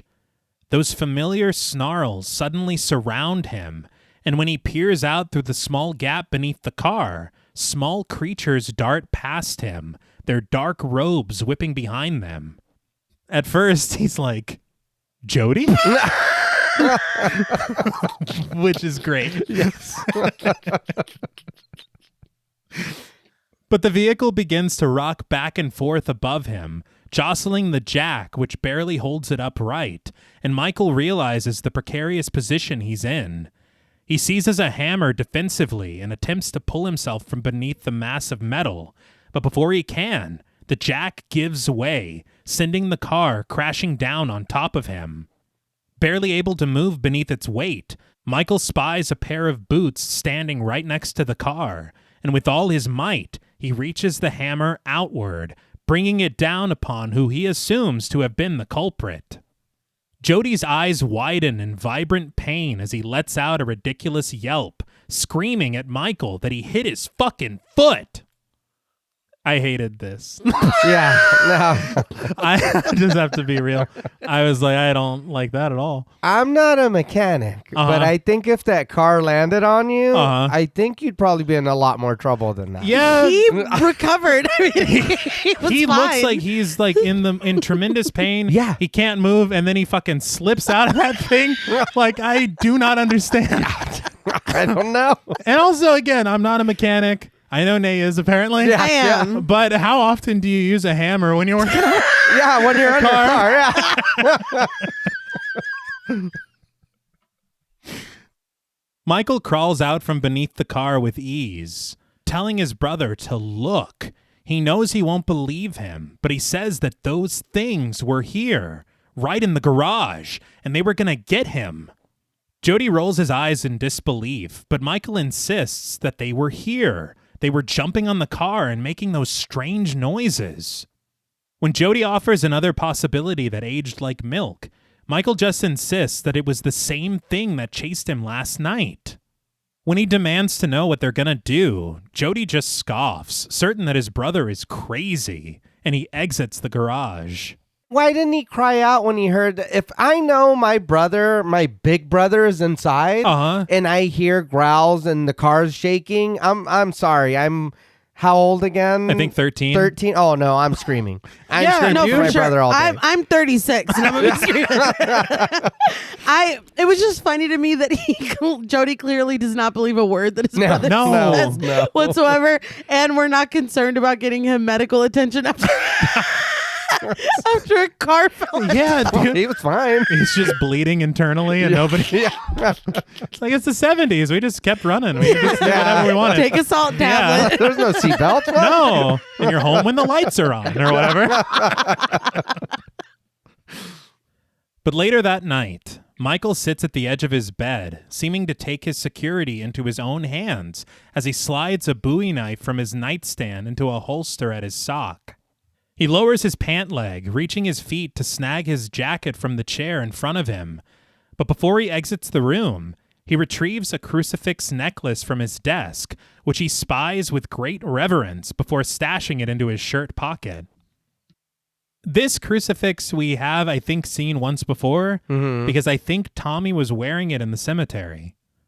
And so having this moment and seeing it at the very beginning of the film, I also thought it was going to kind of come into play. Yeah. Right. Or to be something like this object, almost like a, what do they call it? Not a MacGuffin. I think that's when it isn't used, right? That the crime dog? Yes.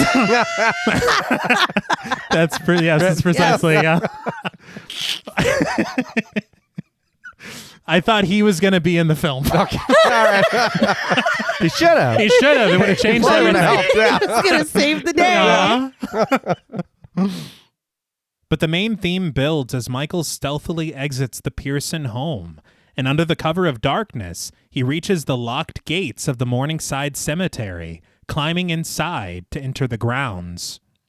He makes his way through the tombstones in the trees surrounding the graveyard, stopping to stare across the expansive grass and up at the mausoleum, which stands menacing in the darkness and distance. He races for it, reaching a small window at the side of the building, which he kneels down to peer into. Michael wastes no time, standing up to kick right through the window, shattering a hole in the glass, which he climbs through cautiously. It's like, oh, okay. Yeah. I was like, damn, dude. All right. I thought he was going to try to, get it open. Anything. Sneak in through a door. Yeah, nope. So he doesn't care if they know he was here, Yeah. dude. He's got a busy night. We need to get this moving. By the small flame of his lighter, Michael makes his way through the cluttered cellar, bumping into a stack of boxes and knocking loose a small styrofoam head wearing a curly blonde wig. He catches it, giving it a cursory inspection before tossing it away and heading upstairs. Pushing his way through the curtains, he enters the showroom, slowly creeping his way through the aisle between the opened caskets.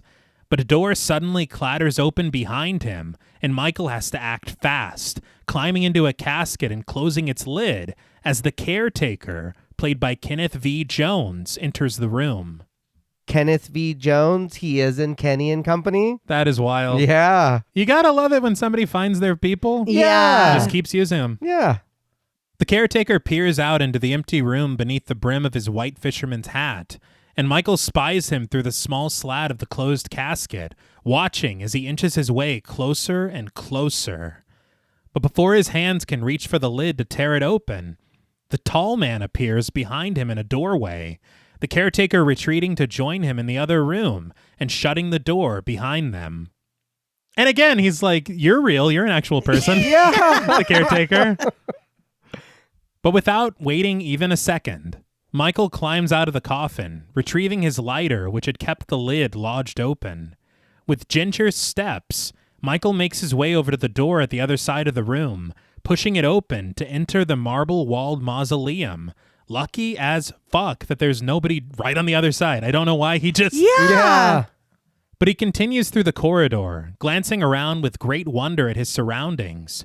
and after he turns a corner, he reaches the door that we saw the granddaughter open the previous day. Michael stops dead in his tracks at the sight of it.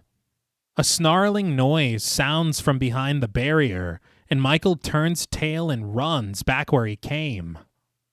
But suddenly, through the hall, a shining silver sphere sails right for Michael, its arc narrowly missing him when he dips defensively to the ground. As it hovers at the opposite end of the hall, Michael attempts to flee, only for the caretaker to leap out of nowhere, seizing the boy in a headlock. Michael struggles against him, knocking his fisherman's hat off in the process, but when he can't break free, Michael bites the living shit out of his arm, drawing blood. I was like, does he have fangs? What the hell? And it's so clear that he just had blood in his mouth. Yeah. See, I think that there is some charm. Okay, maybe There a is. little. As the caretaker shrieks in pain, the silver sphere flies right for them, sharp blades unsheathed from its slick surface. And just as the caretaker unhands Michael to tend to his wounded arm, the sharp spikes find a home in the flesh of his forehead. As the caretaker reaches for the sphere, a small drill bursts from its center, whirring madly and burrowing deep into the caretaker's brain. Blood rains down his face as he wrestles with it, wailing miserably, the crimson liquid now spurting from an opening on the opposite side. Michael cowers in the corner as the caretaker crumbles to the tiles, his futile movements slowly ceasing, and the boy watches as a yellow liquid leaks from the man, collecting in a pool around his lifeless legs. Well, that's not the color of human blood. I feel like we're getting a little too real with the deaths in this Yeah, film. I was gonna say, well, he's dead. Yeah, Yep. it's like any shit too. It's like, hey, dude, trying to have fun here. I did read. They had said, I guess, that was too real to the MPAA. Yeah. And they're like, you can't have people voiding their fucking shit when they die. What happened? It is what happens. And again, he was talking about, trying to tackle death in a very real way. Right. But I guess that they had to trim some of the film Okay. and make it to where that it wasn't as obvious what was happening. Okay. And they said that they had a person, I guess, that was at Avco Embassy who knew somebody at the MPAA, and they kind of got the decision reversed, and so it ended up in the film anyway. Okay. In this movie, that is kind of a funny thing to harp on. Like, is. let's be real. It is. It's Well, for 2 seconds. It Like, is. no shit. We also saw this sphere drill this man's Yep. brain. Yeah. Blood spurting for what felt like 15 minutes. Yeah. Mhm. But pee. That's okay. Yeah. P is too far, dude. Mm-hmm. These spheres, the arrival of them, I was like, what the hell is going on? Yeah. But in that documentary, they had talked about having them made, and they had to make several to do all of the things that needed to be done. So they had one made with those like spiky arms that come out. They had another one made with the working drill. It really drilled. Oh, wow. Like, yeah, it worked. And then they had one that was completely hollow and filled with blood that would kind of pour out through the drill as if, the person is bleeding. Yeah. It is really effective. I think it looks super, super cohesive. But do you guys want to know what they paid to have all that made Absolutely. in 1979? Mm-hmm. $900. Holy shit. That's it. And it's so iconic. Yeah. Yeah. That's it. Okay. That's impressive. Yeah. That is something that this is what I've seen. I've seen this ball thing, even when it wasn't like in the movie or like it was just stills. Yeah. Yeah. It was just pictures of this thing.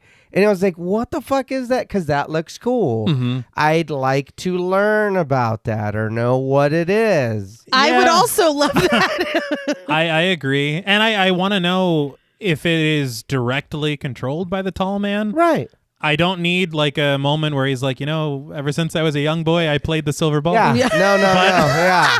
No. Like a little bit of history would work. Right. It's That his was own personal amazing. ball gag. It's like, Oh, no. Oh, God. He's doing shit in the cemetery already. And He's got a life outside this house, you know? He's allowed to have fun. He is a sex symbol as, Yes, he is. as we've established.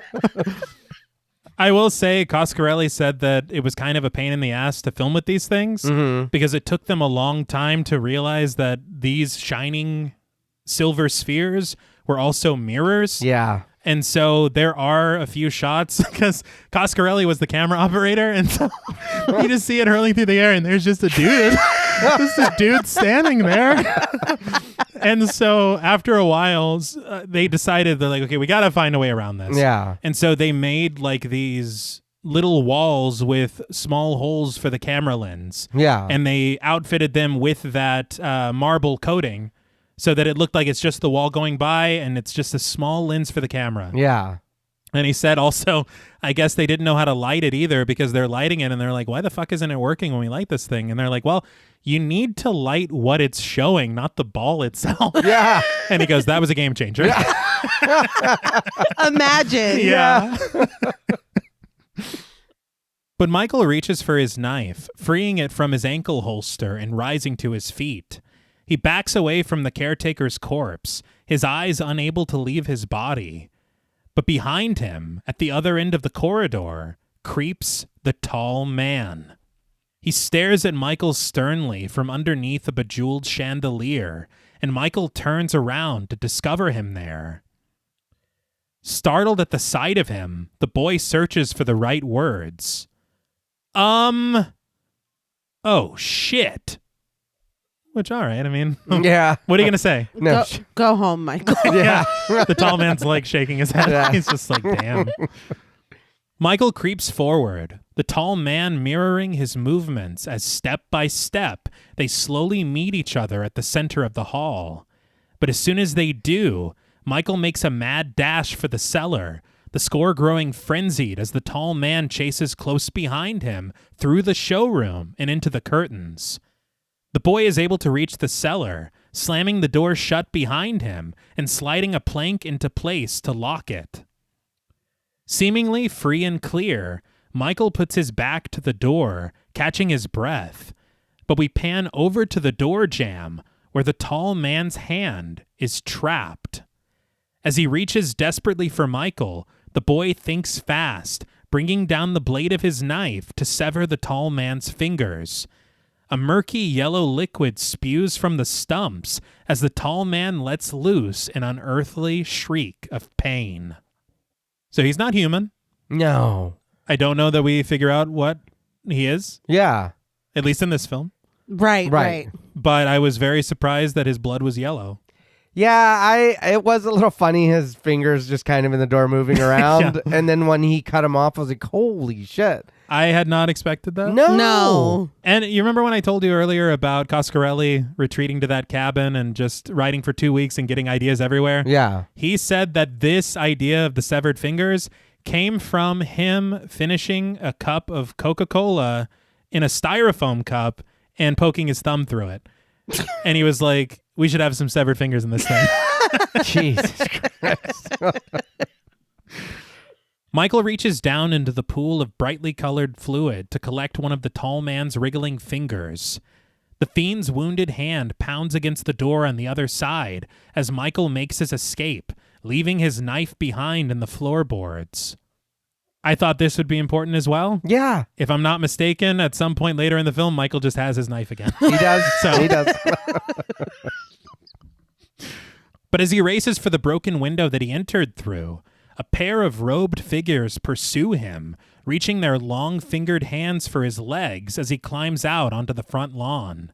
Michael kicks off one of his shoes, which one of the creatures collects, before the boy races off into the night for the safety of his home.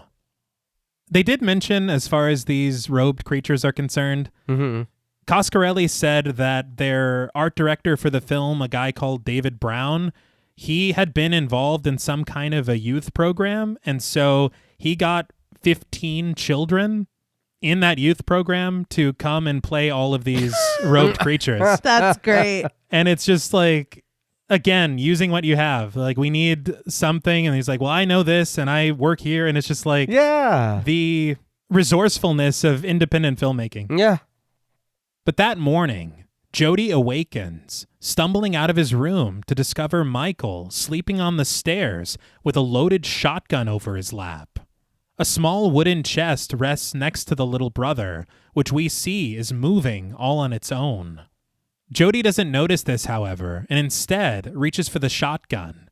He takes a seat next to Michael, racking the shotgun, and loudly ejects the loaded shells, which wakes his brother. He wasn't alarmed to find his brother like this. Yeah. Because he's just like it's just, he just doesn't care about anything. No. Yeah. He's like, again? Upon discovering his brother right in front of him, Michael wastes zero time telling Jody that they need to talk. The brothers head outside and onto the front porch for some reason. He needed some air. Yeah. But Michael clutches the small chest in front of him as Jody inquires. And it's in that box? When Michael confirms this, Jody reaches for it, taking it from his brother. Without hesitation, he unfastens the latch, slowly lifting the lid to peer inside. And within the small walls of the box, the tall man's severed finger wriggles weakly in a pool of yellow liquid. Was anybody else surprised that it was still in there? Very much. Yes. Yeah. I had not. I thought it would maybe make Michael look crazy. Yes. Yeah. And that's clearly mustard, right? Like, that's just mustard. Yeah. Okay. Having seen enough, Jody closes the lid, assuring his brother, okay, I believe you. I don't. Like your line delivery, dude. You're just like, okay, I believe Well, yeah. you. Please. Yeah, Michael's be like, well, more. I don't believe you. Dude, if one of my younger siblings was like, look, I cut somebody's finger off last night, some crazy shit. Look, I still have it and it's moving. I believe you. Again, an unbothered king. Yeah. He's not rattled by anything. Perplexed, Jody wonders what the hell is going on up there. But now in the kitchen, for some reason, it's like the Radioactive Man movie. Yeah, dude. You really can't tell. It makes so much more sense knowing that this was kind of Frankenstein together. Yeah. Because these changes of location really make no sense at all. No. Michael reveals that there's one thing he hasn't told Jody. He was spying on Tommy's funeral from the groves with Jody's binoculars, and after everyone left, the tall man picked up Tommy's coffin all by himself, loaded it into the hearse, and drove off. Jody scoffs that Michael is crazy. He carried that coffin himself, and it must have weighed about 500 pounds. Jody sighs deeply, admitting that he can't figure it out, but that he knows one thing. Something weird is going on up there. Yeah, man. Yeah. You For said that. sure, Yeah. dude. Michael's like, can we talk to Reggie or something? Like, what the hell? Yeah. Can we get another adult? But Jody realizes that it's time to involve the law, suggesting that they head for the sheriff and that Michael bring his evidence to the station. Michael's like, Sonny D, all right. And races upstairs to retrieve the tall man's finger. Why is it upstairs now? I don't know. I was hoping one of you knew that. And have we thought of the story we're going to say? That seriously. Yeah. What do you even tell? Yeah, I cut this dude's finger off last night, but hold on, I got to tell you what's going on. But his blood's yellow, dude. So and we preserved it in this mustard. Yeah, that's like, dude, come on. You're gonna have to slow down. Yeah, I need a little more than that. When Michael reaches his bedroom, he finds the small chest on his nightstand, but it sits unmoving, which he immediately determines to be peculiar. He unfastens the latch, slowly lifting the lid, and from out of the box lurches a massive, snarling, red-eyed fly. Michael staggers backward and onto the floor, the fly's buzzing suddenly ceasing. And as Michael searches the room with his eyes, the long legs of the creature crack their way through the back of his hair, Michael looking upward as the insect settles onto the crown of his head. It's just trying to help him make dinner. You know? So I think a rat's a little better. Yeah. So you can't have that big-ass fly in this restaurant? That's not going But to it's work. under the hat. Right? Yeah, but we can hear it buzzing. That's true. Can't hear the rat. No. He works a lot quieter. Yeah. The rat has some couth. Yeah. I'm going to be honest, man. I am straight up not having a good time. Like, I seen the fly monster and I was like, wow. I should be, again, Yes. I should be jumping for joy. I should be like, yeah. I'm not. It's I don't understand because it really, this is as you written all over Yeah. it. And so it does puzzle me quite a bit. Yeah, no, me too. Did you already make the reference? It's like when Bart sold his soul. Yeah. Yeah, that's exactly No, how it feels. Yes, exactly. I know it's funny. Yeah. But thinking quickly, Michael dives for his bed, wrapping the insect in his denim jacket that rests atop his comforter. He cries for Jody, who rushes from the kitchen to meet him on the stairs, Michael carrying the creature with great effort, pinballed against the walls as the force of the bug's movement sent him staggering. Jody helps him down the stairs, seizing hold of the jacket when Michael loses his footing and crashes through the baluster at the bottom of the staircase. I have no proof, but this did not look planned. Yeah. Like that No, kid it didn't. ate it. Yes. Michael rushes to his feet to help his older brother, suggesting desperately that they throw the buzzing bug into the garbage disposal. They struggle together against the creature's surprising strength, dragging it through the foyer and into the kitchen, where Jody is able to force it down inside the disposal, Michael flipping the switch and the blades seemingly grinding the bug down to dust. As the brothers catch their breath and they switch off the disposal, Jody unfurls Michael's jacket, revealing a massive hole torn at its center by the flying fiend. I feel like we see this jacket several times throughout the film. Mm-hmm. There's not a hole in it. No. Like, we mended it. That's what it's one of those regenerating jackets. Oh, cool. But when there's a sudden knock at the door, Michael receives silent permission from his brother to open it, and when he does, Reggie invites himself inside. He greets the brothers, slamming the door behind him, and clad in a red sweater over his ice cream uniform, Reggie rests casually against the sink. He tells the Pearsons that he just wanted to check in on them before the kids are let out of summer school. He asks Michael if he wants to ride out with him today, suggesting that the ice cream is going to be flying fast and furious. They're like, please don't talk about flies right now. We've had an ordeal. But glancing between the brothers, Michael's staring off into nothing as he stands despondent, and Jody unable to tear his eyes away from the hole in his brother's jacket. Reggie can't help but wonder what the hell is going on here. But we then see the red eye of the fly peering at them through the opening of the disposal, and before Reggie can get an answer, the creature springs up from the sink, rocketing right for Michael. He's like, what did I do? Yeah. Why is it always me? Yeah. Well, he brought him there. He did cut off the finger. He did. That's fair. The boy crumbles to the floor, struggling against the bug, but Jody snaps into action, seizing the fly in the denim jacket and forcing it once more into the sink. Reggie staggers to the tiled floor, watching in horror and confusion as Jody reaches for a knife, plunging the blade through the denim and right into the body of the bug. As Jody forces it into the disposal, Michael switches it on again, the fiend finally defeated once and for all. As the brothers stand together at the sink, huffing and puffing, Reggie looks up to them from the floor, demanding to know what the hell is going on. I'm asking the same thing. Yeah. Reggie. No, yeah.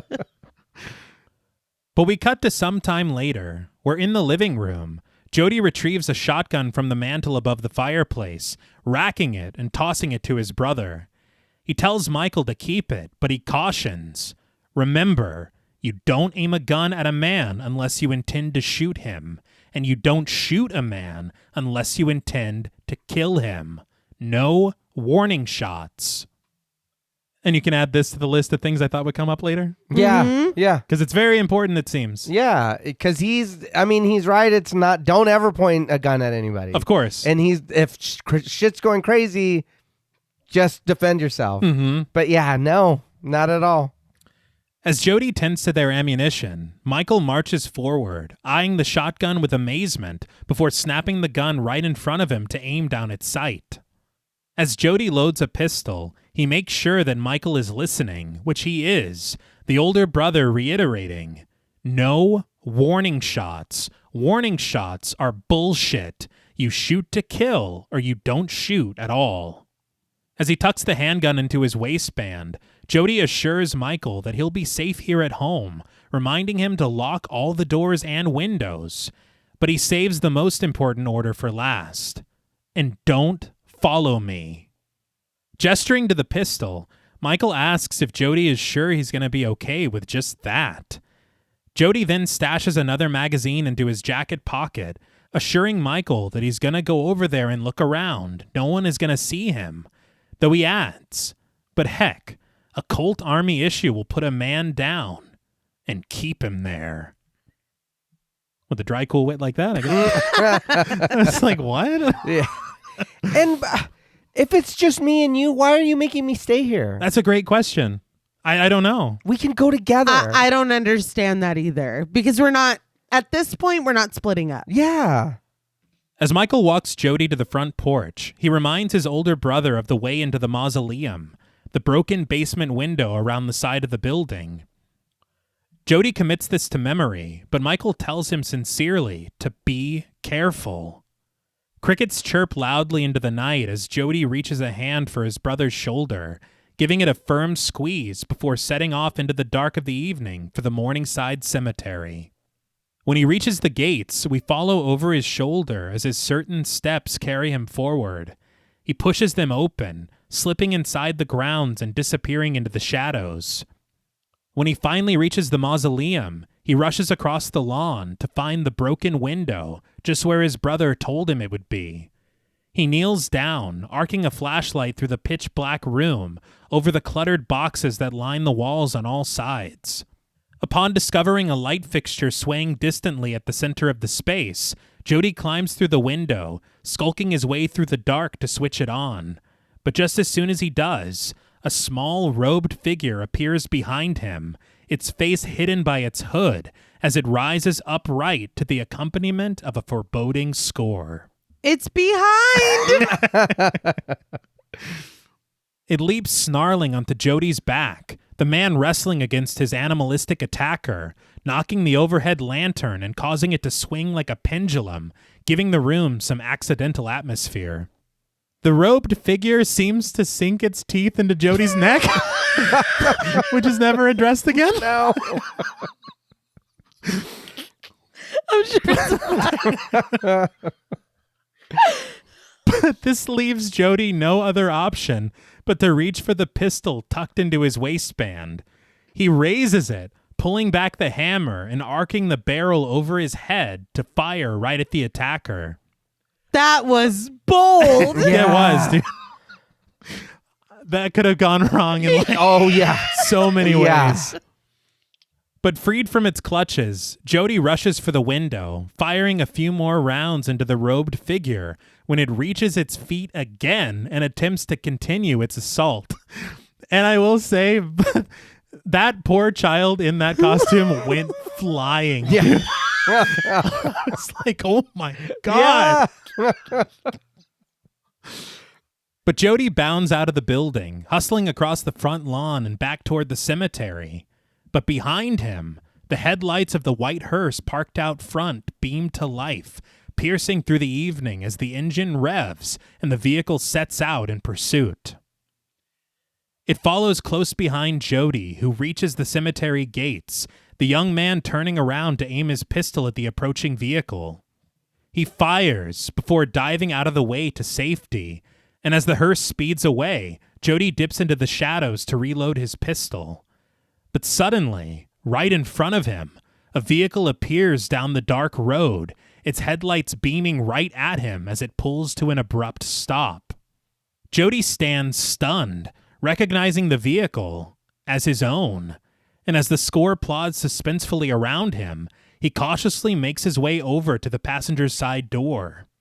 Breathing heavily, with his firearm extended in front of him, Jody demands to know who's in the car, hoping for it to be Michael. He gets no response initially, but as soon as he reaches the door, it finally swings open, Michael cursing, "Damn door latch!" I thought the header was the problem. Yeah. What the fuck? There's lots of problems. But when you go at it with the hammer, I don't Yeah. I have ruined this car. He orders Jody to hop inside, and as Jody joins his brother, Michael puts the pedal to the metal, peeling off at top speed. As they drive off, Michael peers into the rearview mirror, fretting that they're being followed by the hearse, and Jody responds in disbelief, "There's nobody driving that mother." Jody. I know. Get out of the car. Yeah. All right, pull over right here. Yeah, we can do this on our own. As the hearse rides hot on their trail and they bank around a curve, Michael calls out to his brother that the shotgun is in the back seat. Jody snags it, loads it, and directs his brother to slow down so that they can let the hearse ride right up on their ass. Michael does as told, the hearse pulling up alongside their car, and as he glances over, he can't help but return to his brother, bewildered. "There's nobody driving!" Yeah. He said that already. We already said there was no Yeah. one driving that mother. Yeah. We said that a few seconds ago. You get out of the car. Yeah. Well, let's jump out on 3. Shit. The seemingly driverless hearse rams their car, braking to ride behind them in pursuit. Jody then rises with ire through the sunroof, seizing that he's gonna get that bastard. He aims the shotgun and starts blasting, shattering the windshield and retreating back into the car to reload. Did we see this sunroof earlier when we seen this car? I feel like it's a different car. I don't know. I don't remember. The other one is ruined. Yeah. Okay, yeah. That's true. He's like, I beat the shit out of that thing. Something kind of crazy that Coscarelli said. Yeah. We get this shot of Jody firing the shotgun like from the back of the car. Yeah. And Coscarelli's the camera operator. He said that they learned too late that blanks are also dangerous Yeah. in a gun. And so Imagine. Yeah, I know. He said that when doing this, like the proximity that he was next to Jody, he fired the shotgun and it ignited his jacket. Coscarelli. Yeah. While he's filming him. And I guess it caught him on fire. Jesus. I know. Come on. I shouldn't be laughing at that. I know.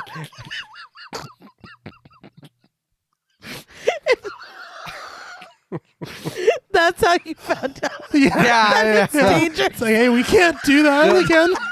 It's Well, I guess trial and error. yeah, true. That's what they said. Yeah, I guess. That's what they I said. guess so. Who hasn't lighted themselves on fire a time or two, I guess. It's how you learn faster on fire. Yep. Yeah. Alkaline trio. Yeah. Yep. There you go. Jody orders Michael to speed up so he can try to get a proper shot at the engine. So Michael slams on the accelerator, Jody standing upright to fire a shell right through the hood of the hearse. A flurry of sparks rains from its engine as the car is sent careening off the road to crash right into the trunk of a roadside tree. Jody slinks back into the passenger seat, cheering his own shot, as Michael brings the car around to park right next to the wrecked hearse. The brothers get out of the car, Jody aiming the shotgun as they reach the driver's side door, wrenching it open. As Michael cowers behind the car door, Jody leans in, discovering that pinned to the seat by a long branch through the windshield is one of those small robed figures. Jody reaches his hand for its hood, lifting it up to reveal a pale and scarred face that he certainly recognizes. Yellow liquid spills from the figure's undead lips, and after being treated to a couple of quickly cut flashbacks, one of which he wasn't there to see, Jody stands perplexed, identifying the creature as Tommy. What? Yeah. A lot of questions. Yeah. Is a turn I did not anticipate. No. At all. But how? Why? Keep asking. More questions. Yeah. The brothers then depart for a payphone, the camera pulling back from Jody as he places a call to Reggie. He explains that they got one of them on Colton in the Groves. He asks Reggie to join them out there and to bring his truck. We cut back to the site of the crash, where Reggie helps Jody to lift Tommy's corpse out of the driver's seat of the hearse. Reggie complains the whole way, rightfully annoyed that Jody didn't tell him it was Tommy that was driving after them. That's wild. Yeah. He wonders how he could have been shrunken down, and he's puzzled as to why he's still so heavy to carry. He laments, "Hell, we buried him on Monday, and look what they did to him. And what's all this yellow shit coming out of his head?" They settle him into the back of Reggie's ice cream truck, locking him up, but Reggie worries. This guy isn't going to leak all over the ice cream, is he? I mean, good question. He might, though. It's bound to happen. More than likely. Yeah. Yes. Michael can't help but laugh, and Jody just tells Reggie to meet them back at the house. I'm glad Michael is finding the humor in this. Yeah. Because this is terrible. Yeah. This is the worst thing, and he knew Tommy. Yeah, he did. Yeah, he did. When they return home, the brothers head inside, Reggie lingering outside a moment before joining them, closing and locking up the front door as he enters. He ventures down the hall after the Pearsons, but he gets the shit scared out of him when a maid, played by Myrtle Scotton, lurches out of a dark doorway, loudly inquiring, "You boys back yet?" Reggie crumbles against the wall, cursing to the maid that she almost gave him a coronary. We never see her again. Yeah. Ever. I feel like, again, whenever we were talking about that jump scare that, or did I mention it earlier? I can't even remember now, but at an early screening for Kinney and Company, there was a moment where they're at a Halloween party and a creature or somebody in a creature costume jumps out, and he saw the audience react to it, and he's like, we could make a horror film with a ton of these. Right. I feel like this is that moment. He wanted to put as many of these things as he could. He had the hand reaching down to clutch Jody's shoulder. Mm-hmm. You get this moment right here, but to never see her again is pretty wild. But we quickly cut to Jody, Michael, and Reggie gathered together in front of a roaring fireplace in the living room. Jody trying to make sense of what's happening, unable to understand why they're taking these bodies and crushing them down to half their size. Michael wonders about their parents. They're up there too, interred in that mausoleum. Jody exhales a deep sigh, shooting a glance over at a rattled Reggie before returning to his brother, urging him to just forget about that. But Reggie chimes in, offering a plan. What they gotta do is snag that tall dude and stomp the shit out of him, and then they'll be able to find out what's really going on here. He psychs himself up. Yeah, we'll lay that sucker out flat, and then we'll drive a stake right through his goddamn heart. Michael just laughs off this suggestion, retorting, "You gotta be shitting me, man. That mother's strong." It's like, will you stop who with took the over? mother? I know. Who took over writing? I don't know. It did change. Yeah. Nobody's been speaking like No, it's like there's suddenly a lot of mothers happening.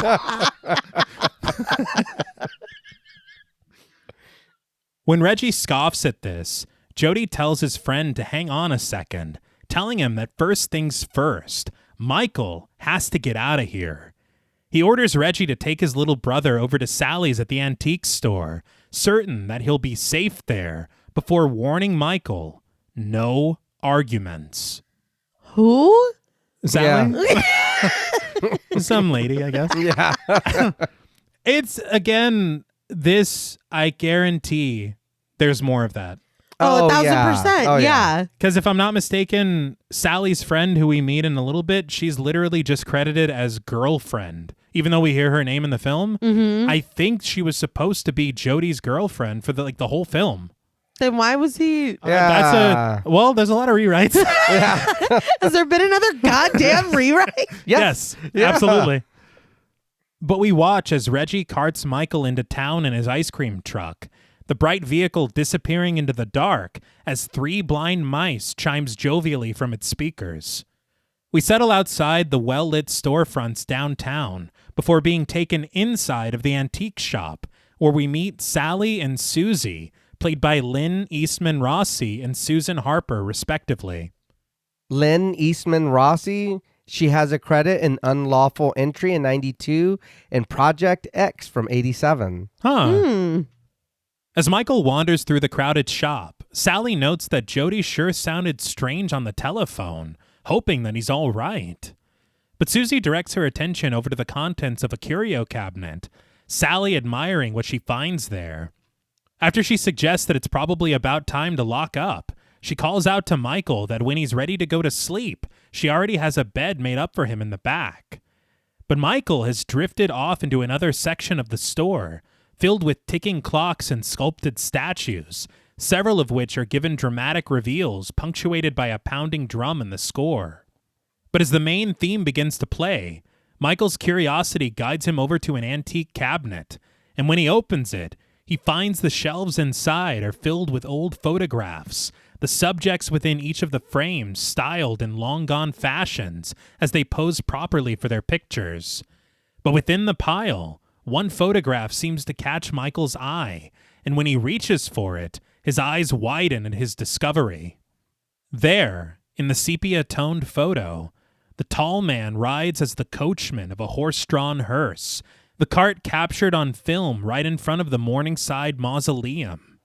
And suddenly, we begin to press in on the photograph in Michael's hands, closer and closer at the tall man, who now turns to face us, scowling down Lynn's beneath the brim of his black top hat. He clutches the reins and turns back to face the horses, the photo freezing once more into a static shot. Okay, Pennywise.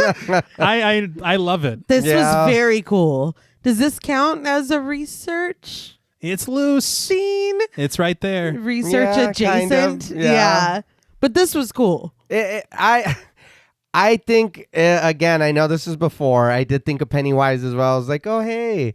I want to know what the fuck's going on with this guy. It does raise more questions. Yeah.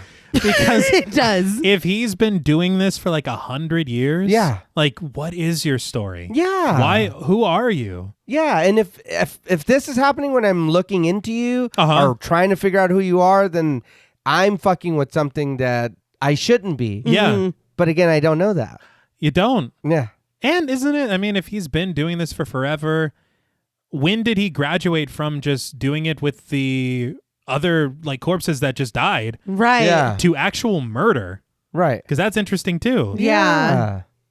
But this all seems to unsettle Michael, though not nearly enough in his performance. Yeah. But after he stashes the picture into his pocket, he rushes back into the front of the store, demanding for Sally to take him home and telling her not to ask any questions. When we return to Reggie, who rides lonesome through the night in his ice cream truck with the cheerful tune of 3 blind mice as only company, he's suddenly startled by a loud thumping noise which emanates from behind him in his freezer. This sound is followed by an incensed snarl. But back at the Pearsons' house, Jody sits alone by the fire, still awaiting the arrival of the returning Reggie. But undoubtedly weary from his rather wild day, Jody leans back into his chair, closes his eyes, and immediately slips into a dream. When he opens his eyes, he's still resting in his chair, only now he sits parked between the marble walls of the long corridor in the mausoleum. Sinister snarls overlap all around him, echoing through the space as the camera pulls back sharply to reveal his surroundings. From a distance marches the tall man, his teeth bared as he glowers and glares at Jody. But Jody just sits silently in his chair, making no attempt to move. It's like, right? Yeah. Okay. But before the tall man can reach him, the small door to the crypt above Jody's head bursts open, and several robed figures reach for him through this new opening, pulling him out of his chair and into the darkness. Jody's eyes open suddenly, and he finds himself safe from harm in the parlor by the warmth of the fire.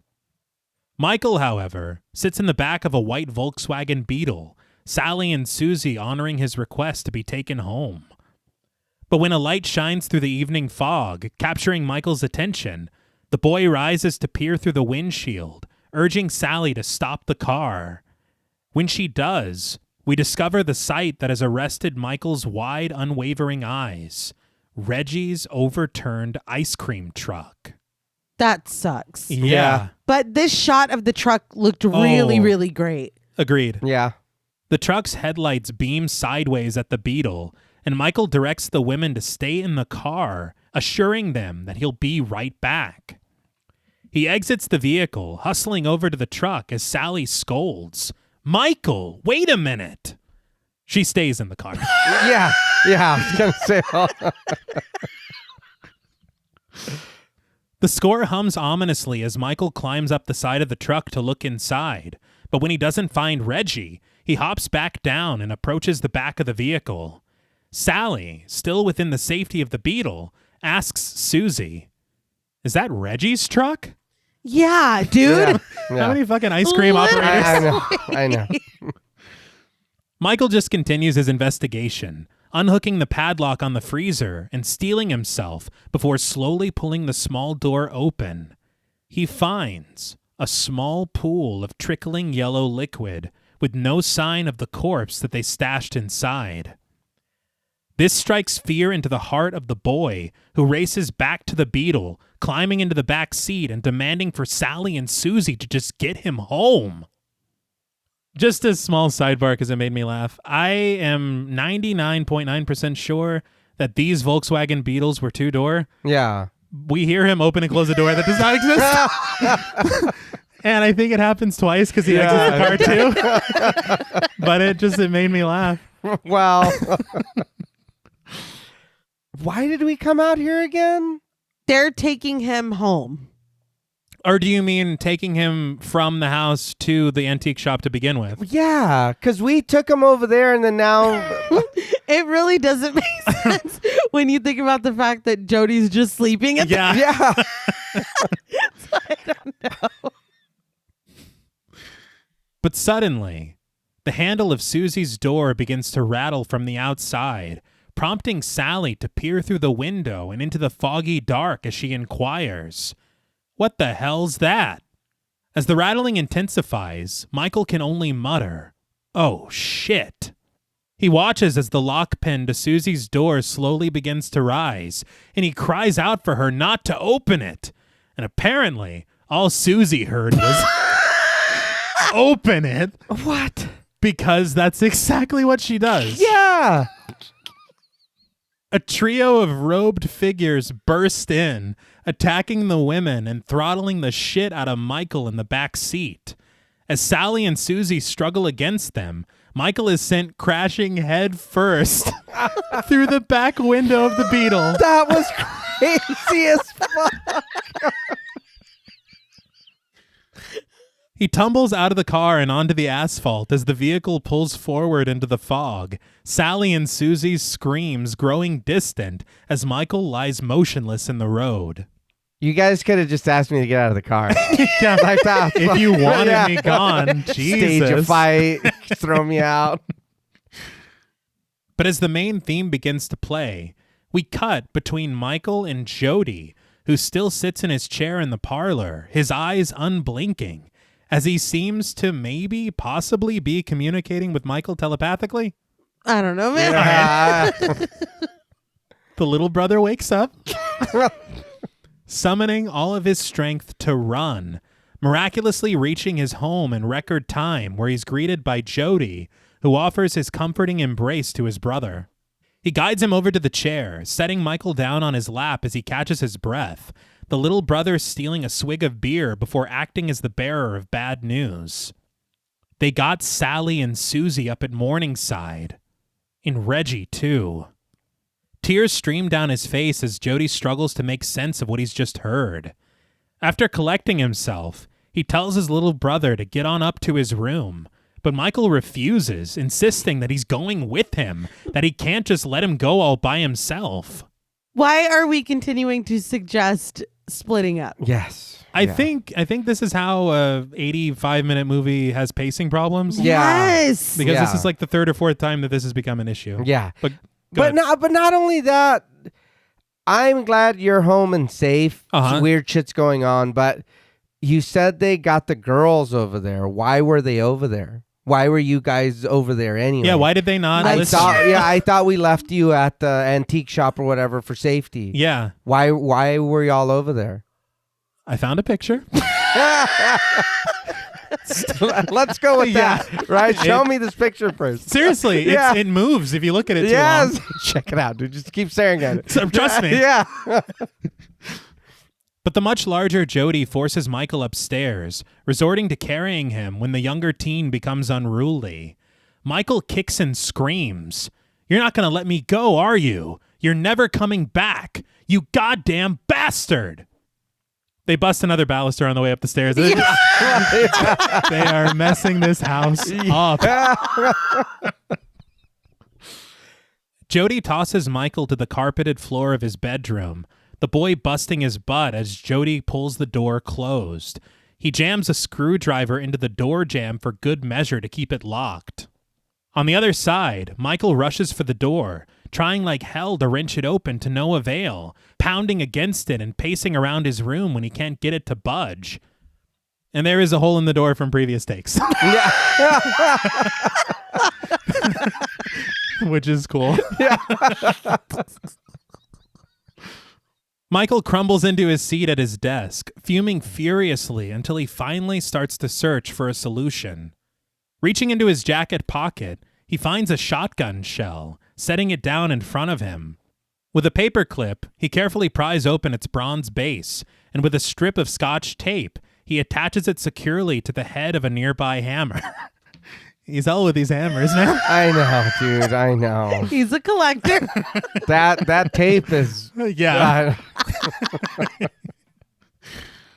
With his improvised escape plan crafted, he returns to the door, taking a deep breath before striking it with the shotgun-shelled hammer. It ignites in a cloud of smoke, blasting a hole in the door, which Michael reaches through to retrieve the screwdriver and set himself free. So what do you guys got going on after this? Like what? You guys getting food? Were you like what? You are not having a good time. Like about- no. Why have we not seen these skills before? That's a great question. Yeah, he's MacGyver all of a sudden. Yeah. I don't like what. And again, I understand all the stuff that was cut, but it could have been so easy if he improvised a solution for the car. Yeah. And it's like, damn, this kid's, Yeah. Yeah. instead he had a hammer. Yeah. Which is like, this kid isn't. Yeah. No. He doesn't know what the fuck he's doing. No.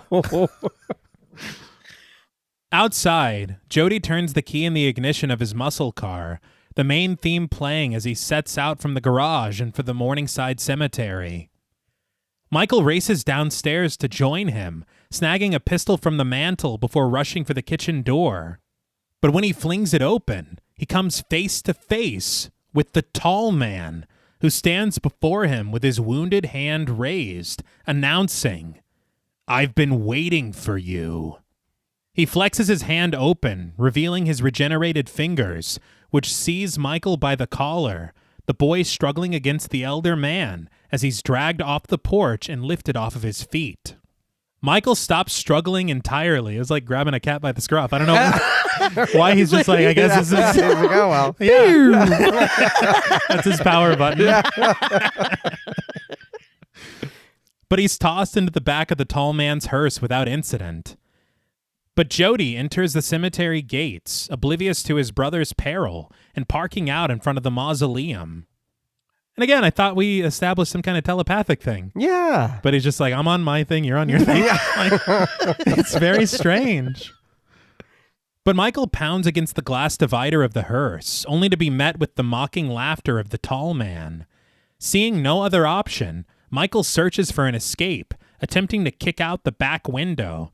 But he quickly remembers that he keeps that thing on him, reaching for the gun in his waistband to fire a shot through the window instead. Did we see him grab this? Yes, okay, we do. Okay. I like trying to pay attention, honestly. Uh-huh. And I'm like, where the fuck did he get that gun from? It's a lot going on. Yeah. The tall man just keeps driving, which is very funny to me. Yeah. Because he just blasted out the back window. Yeah. It's like, whatever. Michael aims another shot downward toward the back tire of the vehicle, blasting it flat. As the rubber whips around the rim and the tall man begins to lose control of the hearse, this magical supernatural man is like, you see through the window like it's going wild. But Michael dives through the shattered window, clattering to the road in a heap with his pistol still in hand. He watches as the hearse drifts off-road, heading straight for a telephone pole, and once it collides with it, the hearse explodes in a massive ball of fire. All right. I will say they did mention, I guess they found an old, like, vintage beat-up ambulance. Okay. And that's what explodes, because they can only find one hearse. Right. And they're like, we're not blowing it up. Yeah. Which, thank you. Yeah. Michael sits stunned, lit a bright orange by the flickering light of the crackling fire as he watches the vehicle burn. But off in the distance, he spies the mausoleum, finally reaching his feet and rushing for it to find his brother. Inside the mausoleum, Jody tears open his parents' crypt, reaching into the cobwebbed cavity to drag out the casket he finds resting there. He lifts the lid with great reluctance, his eyes clenched closed as he's unable to glance downward. He lets the lid fall closed again as he tells himself, he has to be in there. Meanwhile, Michael has made his way inside of the mausoleum, and we quickly learn that he's being surveilled, as through the corridors and spying the world through a grainy red eye hovers a silver sphere. Michael then reaches his parents' crypt, discovering his father's coffin has been removed, but there's somehow no sign of Jody. Michael kneels before the wooden box, apologizing to his father for disturbing his eternal sleep and explaining that they had to do it. But when he lifts the lid himself and peers inside, his eyes are met only with the sight of the empty fabric lining. His father's body is gone. Michael screams, the lid falling closed in front of him as he turns to run away. He trips on his way back to the corridor, all turned around and unsure which way to escape. And before he can get his bearings, the familiar whoosh of the silver sphere cuts through the air and sails right for him. Something wild about these sound effects, all the sound effects like this in the film were created by Christopher L. Stone, and he literally made them all with his own voice and then pitched them through, I think it was a pitch modulator, a time modulator, and a vocoder. Okay. And so all the sounds that we hear of this silver ball is just some dude's voice. That's really cool. Yeah. But as its sharp points are deployed, it flies hungrily through the corridor to drain Michael. But Jody arrives from around the corner just in time, and with the blast of his shotgun, the silver sphere explodes into a ball of pink smoke. Safe for at least a moment, Michael attempts to reveal what he found, or didn't find, inside of their father's casket, but he can't even bring himself to choke out the words. Instead, he guides Jody over to the wooden door down the hall, where he heard the creatures snarling the last time he was here, explaining that there has to be something behind it. Watching this happen and Jody come to his rescue, and I don't know where he was hiding at or waiting. It is, in this movie, it is weird to see how easy guns, like, Take care of evil, magic, anything. Like, he was able to shoot his... I know it wasn't him shooting at the tall man, but he was able to shoot his way out of the back of the hearse, and it was fine. Jody came around, shot this magic ball. We don't know how it's flying. It's got a drill. It's trying to kill you. It knows it's got its own brain or something. Yeah. One blast. That's all it takes. Yeah, and that was it. I think I'm also a little puzzled because I expected for there to be more than just one of these. Yeah. So for him to destroy it and we never have to deal with it again. Yeah, that's it. Is really strange. Yeah. And who's like, I want to know who's controlling it, who's all of it. Where did this thing come from? It is cool, like we said. I can't tell you. Yeah. But the score drones eerily as they round the corner to approach the door, standing hesitant beneath the sculpted marble busts that hang above them. Michael reiterates, well, that's the door. Mm-hmm. And just as Jody begins to express his doubts, the brothers are clutched from behind by the returning Reggie. Michael rejoices that he isn't dead after all, and Reggie adds, and I ain't 3'2" either. He tells them that he's been hiding in a casket, playing like a stiff, but he says that he did find the girls. Hold on. He says Sally and Susie and a couple of girls that he's never even seen before. Michael asks if they were dead, and Reggie explains that they weren't. He snuck them out of a window, off screen. Yes. Noting that they took off through the bushes like scared rabbits. What? I don't know. I understand maybe we need a surprise to have the fact that Reggie's still alive, but also leaving out the fact that everyone else is okay is wild. I don't know. What? You could have had Jody rescue them. Yeah. Like when he came in through the basement, maybe. He finds them in there and he ushers them out through the window. Yeah. And then he continues on for his parents' crypt. Right. But it's like Reggie's like, yeah, I did all that already. Don't worry. It's like, damn, why weren't we following Reggie? Seriously? Yeah. No shit. We don't know. We don't know anything. Yeah, he's our fucking, our Sherpa? He's supposed to take us everywhere. He's incredible, apparently. But with that, the men stare ahead of them to what lies behind the mysterious door. Jody suggests for Reggie to go first, but Reggie counters for Jody to be his guest. With a hesitant hand, Jody opens the door, revealing the blinding white walls of the room to be lined with black cryogenic containers. The score hums ominously as they make their way inside, Jody kneeling to peer inside of one and discovering that each container houses one of the shrunken corpses. As he calls Reggie over to take a look, Michael creeps to the other side of the room all alone. He finds it to be empty, save for two symmetrical and shining metal poles. But when he reaches his hand between them, the air around him seems to whistle and warble, his hand disappearing into a void at the center of the poles. But when Michael reaches a little too far, he's sent tumbling into another dimension through a red, gaseous atmosphere where he floats frightened above what appears to be an endless desert of crumbled rock. I honestly think that if y'all would have told us up front that Phantasm was a Giallo film, we probably would have covered it a lot sooner. Mm-hmm. Mm-hmm. Don't do this to me. Do what? Not here. But there, on this strange planet, rises a row of small robed figures working tirelessly together in the unforgiving heat. Before Michael can join them, Jody seizes him by the waist, pulling him back into the mausoleum where he tumbles smoking to the tiles. Jody and Reggie rush to check on him, and Michael sits up, collecting himself. But he realizes, slaves. They're using them as slaves, and they have to crush them because of the gravity and the heat. And it's the door to their planet. What?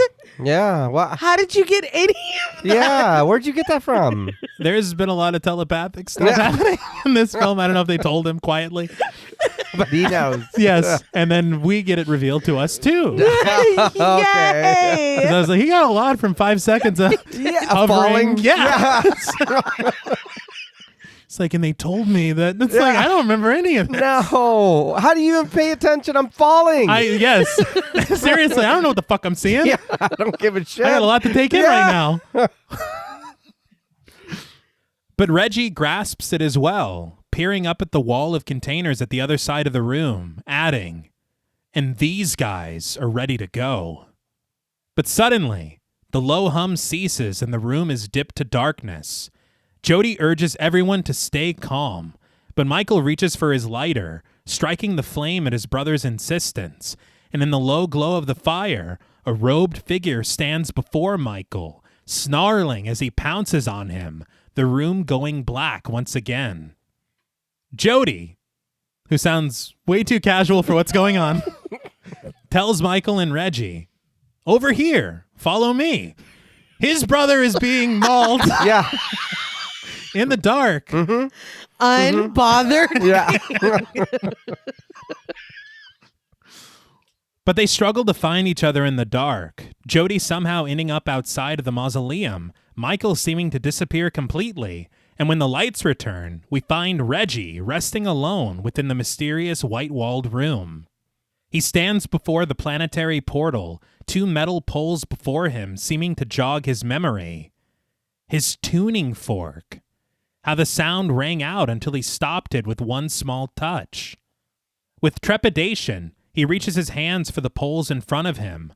While outside, Jody has wandered into the trees that surround the cemetery, and waiting for him within the branches is the lady in lavender, who raises a dagger and starts for Jody behind his back. But just as soon as Reggie finally reaches the poles, setting his hands at the top of them, the low rumble in the room ceases entirely, the lady in lavender breathing a sharp gasp, clearly feeling a disturbance in the force. But Reggie is blown back onto the ground, the portal reacting violently to his intervention, a loud and powerful vacuum opening at its center, its strong suction forcing Reggie to claw all the way over to the door as the cryogenic containers tumble all around him and get sucked into another world. Reggie is just barely able to reach the safety of the outside corridor, forcing his way through the door, where it's sealed shut by the force of the suction. But outside, we finally find Michael, who calls out for his brother through the dark, a wicked wind whipping around him and the entire mausoleum. None of his mouth didn't match any of that. No. The wind howls wildly as Reggie makes his exit from the building, shielding himself from a cascade of leaves and debris. But on the front lawn, he discovers the collapsed lady in lavender, and for some reason, Reggie decides to go check on her, kneeling down to cradle her in his arms. But the lady in lavender reaches for her dagger, planting it firmly into Reggie's stomach for his efforts, the ice cream man staggering backward, wheezing raspily as the lady looms over him, her face once again giving way to that of the tall man, who peers down at Reggie with dour disdain. The lady's hand reaches for the dagger to pull it from Reggie's stomach, but it is the tall man who rises with it, standing over him as Reggie slowly slips into death. But in the wind, the brothers find each other and begin their search for Reggie, finally stumbling over to him through the storm. But from a distance, Jody realizes that it's too late, that Reggie is dead, and he urges Michael in the other direction back to their car. I'm not glad that Reggie's dead, but something happened. You know what I mean? Like, something's going on in the story. Right. I'm like, what the Something happened. Whoa. Like, we're getting somewhere. Yeah, right. We're wrapping up. As they speed off, departing the cemetery, we watch as a warbling light is cast over the mausoleum, which seems to evaporate before our very eyes. Life with the Simpsons. What choice do I have? But when the brothers reach their home, Jody tries to formulate a plan, remembering that there's an old mine shaft down by the end of Singer's Creek, 1,000 feet straight down. He says that they just have to figure out a way to get the tall man up there. But Michael struggles against his emotions, wondering what they're going to do without Reggie. Jody declares with certainty, Reggie's the last he'll ever get, because we're going to run that tall bastard straight down to hell. He directs Michael to head inside to find more ammunition, while he drives over to the mine shaft to camouflage the warning barrier around it. This Scooby-Doo ass shit. I'm like, I've had enough.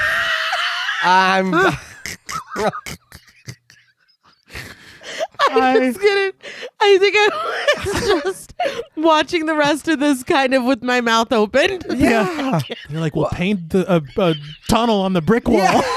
It's like, what? Again, I'm going to drive over there. Right. Drive. Not I'm going to run. If you hear me whistle or scream or whatever, I'm going to drive. So And I don't know what's going to happen to you. Again, but- separated. Yeah, Yeah. yes. But it's killing me again because it's like the tall man has lived here longer than you have. Yeah. He knows about the mine. Does he? No. Maybe he doesn't. But he orders his brother to lock up the house and stay in there, promising to be right back. Michael exits the vehicle and Jody puts his foot on the gas, speeding to secure his trap. Michael creeps through the darkness of their home, reaching the living room and finding one of their windows to be wide open. This, I was thinking, you remember in Halloween when Laurie gets back to the house and then she's in the living room and then she sees that I think the patio door is open and it's like Michael Myers could be anywhere. Yeah. And it's a really tense moment and very scary. That doesn't happen here. Michael closes the window, but when he opens the adjacent curtain, the tall man is standing outside. Oh my God. I was like, oh, Yeah. okay. The tall man shatters the glass with a forceful punch, which sends Michael clattering to the floor. Jody, however, has found the mine shaft, gazing up at a beacon of light cast over it in the distance. We return to the Pearson house, where Michael creeps through the hallway, acting super casual for somebody who just encountered the tall man. Yeah. It's like, did that not happen? I don't know. But when he reaches the kitchen, the door by the sink is suddenly blasted off of its hinges, revealing the tall man, who stands on the porch with his hands behind his back, letting loose a devious laugh into the pale blue light of the evening. He growls, "Boy!" Michael takes off running, the main theme playing pensively as he makes a mad dash for the mine with the tall man in slow pursuit. As he stalks Michael through the streets, he threatens telepathically, "You play a good game, boy, but the game is finished. Now you die." I will say I did think it was pretty cool. It's again with this nightmare logic. He is running his ass off to no real consequence. Yeah. And the tall man is just walking with these really long steps, and he's right behind him the whole time. Yeah. I like stuff like that. Yeah. But suddenly, 2 gravestones rise before Michael, blocking his path. But the boy reminds himself, "Don't fear." He steps forward, finding himself trapped in what seems to be quicksand, undead hands reaching desperately for him to drag him under. The boy is able to pull himself away, but before he can continue onward for the mine, Michael runs right into the lady in lavender, who flashes a sinister smile at him from the shadows. Michael raises his knife in front of him, reminding himself, "Don't fear." The lady holds her dagger threateningly, but she lets Michael go, the boy stopping in a clearing and searching around for any sight of his pursuer. The tall man then rises up from the bushes, Michael giving chase through the dark, the pair passing the occluded sign for the mine. It's covered in vines. Yes. Yeah. Bro, I can't. I was laughing so hard. When you said Scooby-Doo, Right. that's No, exactly that's what the fuck this is. That's it. Michael races through the dark, leaping over a tarp on the ground, which is somehow unseen by the tall man, who crashes right through it. He catches himself, clawing desperately at the dirt before he loses his grip, falling into the bottom of the mine shaft. All that and he can't pull himself up. Yeah. He's not as powerful as we. No. No. They had said that Angus Scrim did all of his own stunts, Really? including jumping into this pit. Dude. Yeah. Okay. Large boulders tumble down from the high hill above, burying the tall man deep within the mine shaft and sealing it off. Michael looks up at the top of the hill, where he discovers Jody, pumping his fists in victory and silhouetted by the bright lights behind him. I'd be a little worried because those boulders were huge, and my brother just pushed those all over. It's like, how did you do that? Yeah. Adrenaline. Yeah, I guess. Oh, God damn. It's been a wild night. Yeah, I guess. I will say, again, if we're talking about foreshadowing and what we're just about to get to, Michael looking up and seeing Jody on high in the lights, it's an interesting visual for what we're about to learn. Okay. Mm-hmm. But thunder clatters loudly all around them, which stirs Michael awake in his bed at home. We pull back from the roaring fire at the hearth in the living room to find Michael sitting in front of it with Reggie. Michael laments that he hears the sounds and that the rocks aren't going to hold the tall man forever. Reggie assures Michael that it was just a bad dream, just a nightmare. But he asks him, "What do you expect? You've hardly slept since the funeral last week." Michael reiterates, "I know those rocks aren't going to hold him. First, he took Mom and Dad. Then he took Jody. And now he's after me." But Reggie corrects the boy. That tall man of his did not take Jody away. Jody died in a car wreck. We then hover over Michael's shoulder in the light of day, the boy peering down at the small stone of a cemetery plot, the grave marker reading, Jody Pearson, 1954 to 1978. What? Yeah. Huh? Well, it was all a dream. Mm-mm. It's convenient. Real convenient. Yeah. I do think, and me and JP were talking off mic, if you want to have this twist, I think that this is the only twist that you should have. Yes. Because we're about to get another one that kind of undermines everything. Yeah. That's my issue, because usually I love shit like this. Yeah. But I was like, so at what point, like, none of this happened? Yeah. I guess not. And if it didn't, and again, we stop right here with that, the tall man, clearly symbolic of death. Yeah. Like, you got a lot of really cool things that you can look into. Right. And I think that it becomes a very tragic story. Yeah, yeah. Like, this is his way of trying to deal with all this tragedy. And his grief, Yeah. But back in front of the fire, a tear breaks free from Michael's eye as Reggie repeats, "Mike, you had a bad dream." He acknowledges Michael's fear, but with his kind embrace, he promises Michael that he's not alone. He pledges to take care of him, and though he knows that he can never take Jody's place, he says he's sure as hell gonna try. I feel like that's not the thing to say, right? Yeah. He no. could have worded that better. Yeah. I'm your brother now. Yeah. Yeah. It's like, I know what you mean. Yeah. Right. And it's very sweet what's at the heart of it. Mm-hmm. Michael wipes his tears away as a somber piano plays in the score, and he laments that it all felt so real. But Reggie suggests that what they really need is a change of scenery, that they should hit the road for a couple of weeks. Michael wonders where they would go, and Reggie supposes that they'll just figure that out when they get there. Michael offers a small smile as he agrees, and Reggie tells him to head upstairs and get his gear together. They can leave when the sun comes up.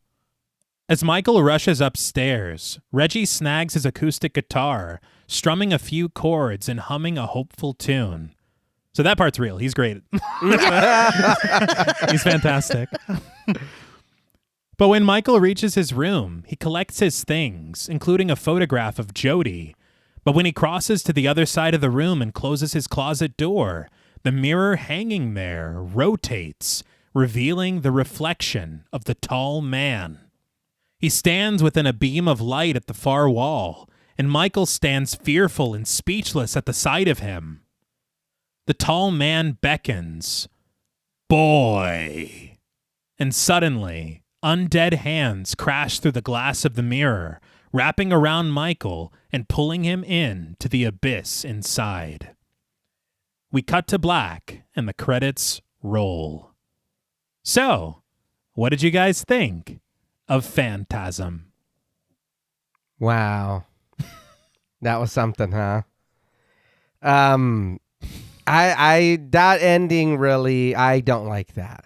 I understand, and I'll be honest, I agree with, like you were saying, we were talking about the ending. And if they would have stopped right there, I'll be honest, I might have been a little annoyed and been like, come on, because it was a dream or whatever. But again, like you said, it's a story of grief. There's, he's dealing with it, whatever. Okay, these are all symbolic. There was a few car crashes throughout the movie. Yeah. You know what I mean? So it's like, okay, I get it. But yeah, when we do get the tall man coming in back at the end, it's like, okay, wait a minute. You just told us that none of it was real, that this was all a dream, that you're dealing with some shit. Yeah. You're going through it. But then he's here. That's a lie then. It did happen. Or some form or shape of the story did happen because he's here. He is real. So which do I believe?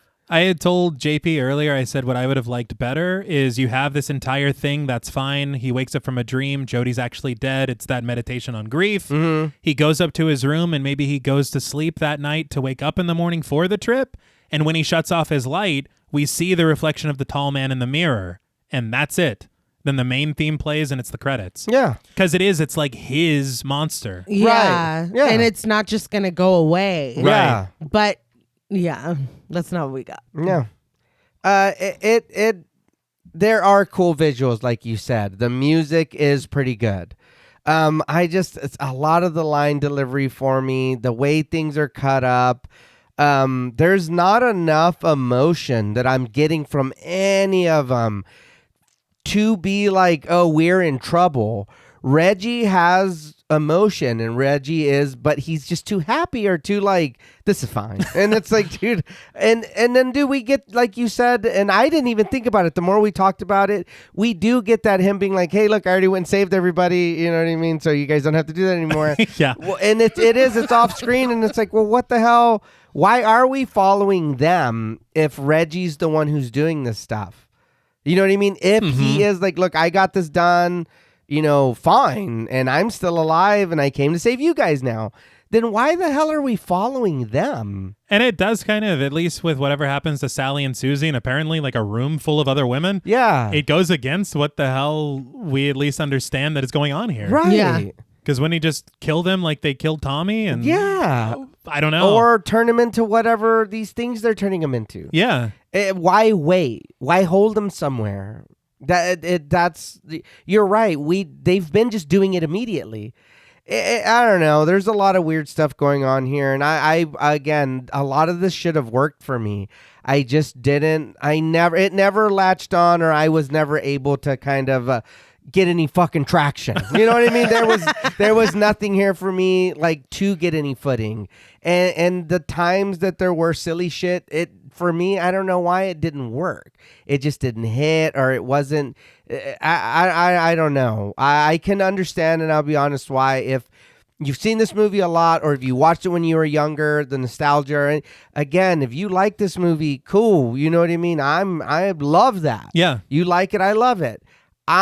For me, it just didn't work. There was just too many plot holes, or maybe just the story was weird. You know what I mean? I don't know. I'll think about it some more as we talk about it right now. But it really just kind of boils down to me. My personal reasons that I didn't have a good time was the ending, the line delivery. I feel it was very flat on a lot of them. It is just this back and forth. That, like I said, that ending really giving us two things and then just being like, pick one. I don't like that. I agree. I will say I had so much fun talking about this. Yeah.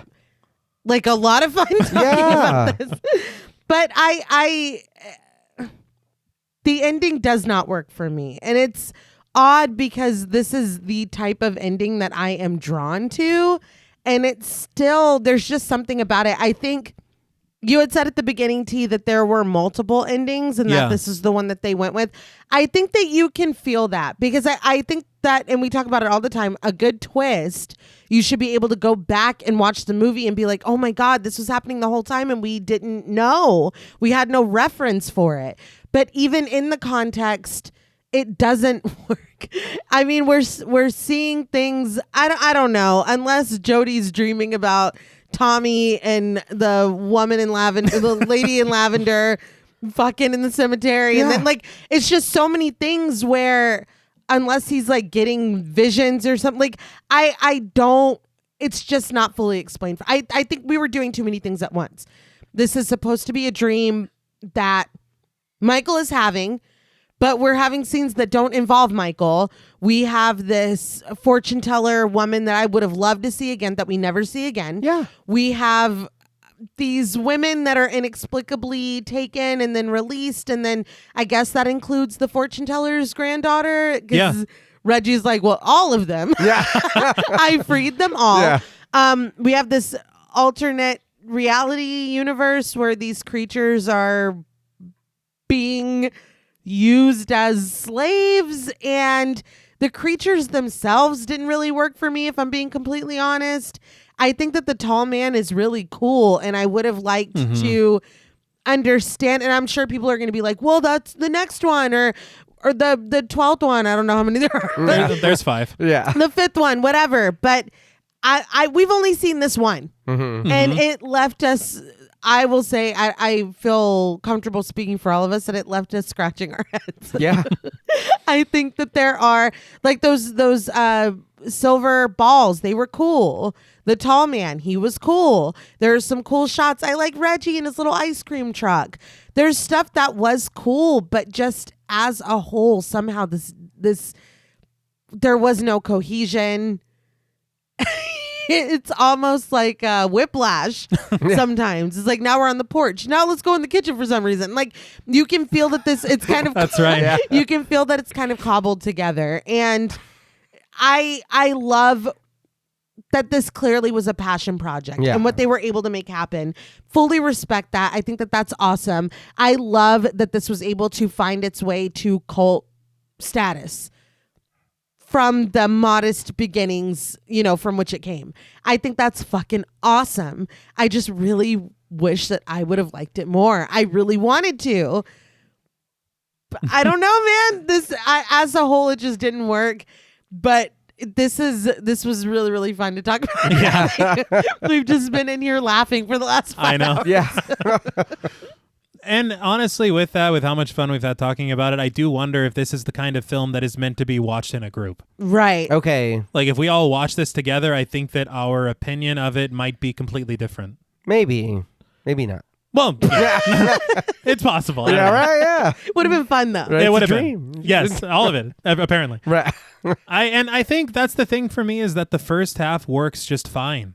If it is just a dream, it's like, okay, well, there were these things. He went to go talk to a magic woman. Yes. Because he's afraid of his brother leaving him. Yeah. He, all of these little things, him talking to his friend and saying like, he's going to go live with his aunt, all this stuff. It's like, okay, well, we're kind of setting up for something that maybe there is this payoff later. And if it is just that, I feel like that is successful. Yes. But when it comes to the other stuff, it's like, well, I don't know. And you can, I think it's a get out of jail free card. It was all a dream, because anything that doesn't make sense, anything about continuity, any weird cut, any moment of characterization where somebody isn't acting like themselves or where somebody doesn't have enough emotion or something like this, it was a dream. It was all a dream. And so things are going to be a little weird. I don't think that's fair. It's not fair, but I would even respect it if you just leave it there.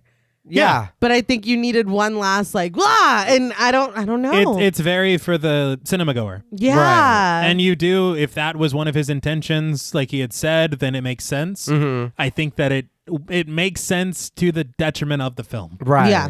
But I think that there is a lot of charm to this. I think that it's really cool, like we had said, this independent spirit, this vision of this weird ass movie that he took like 18 months of his life to make. Yeah.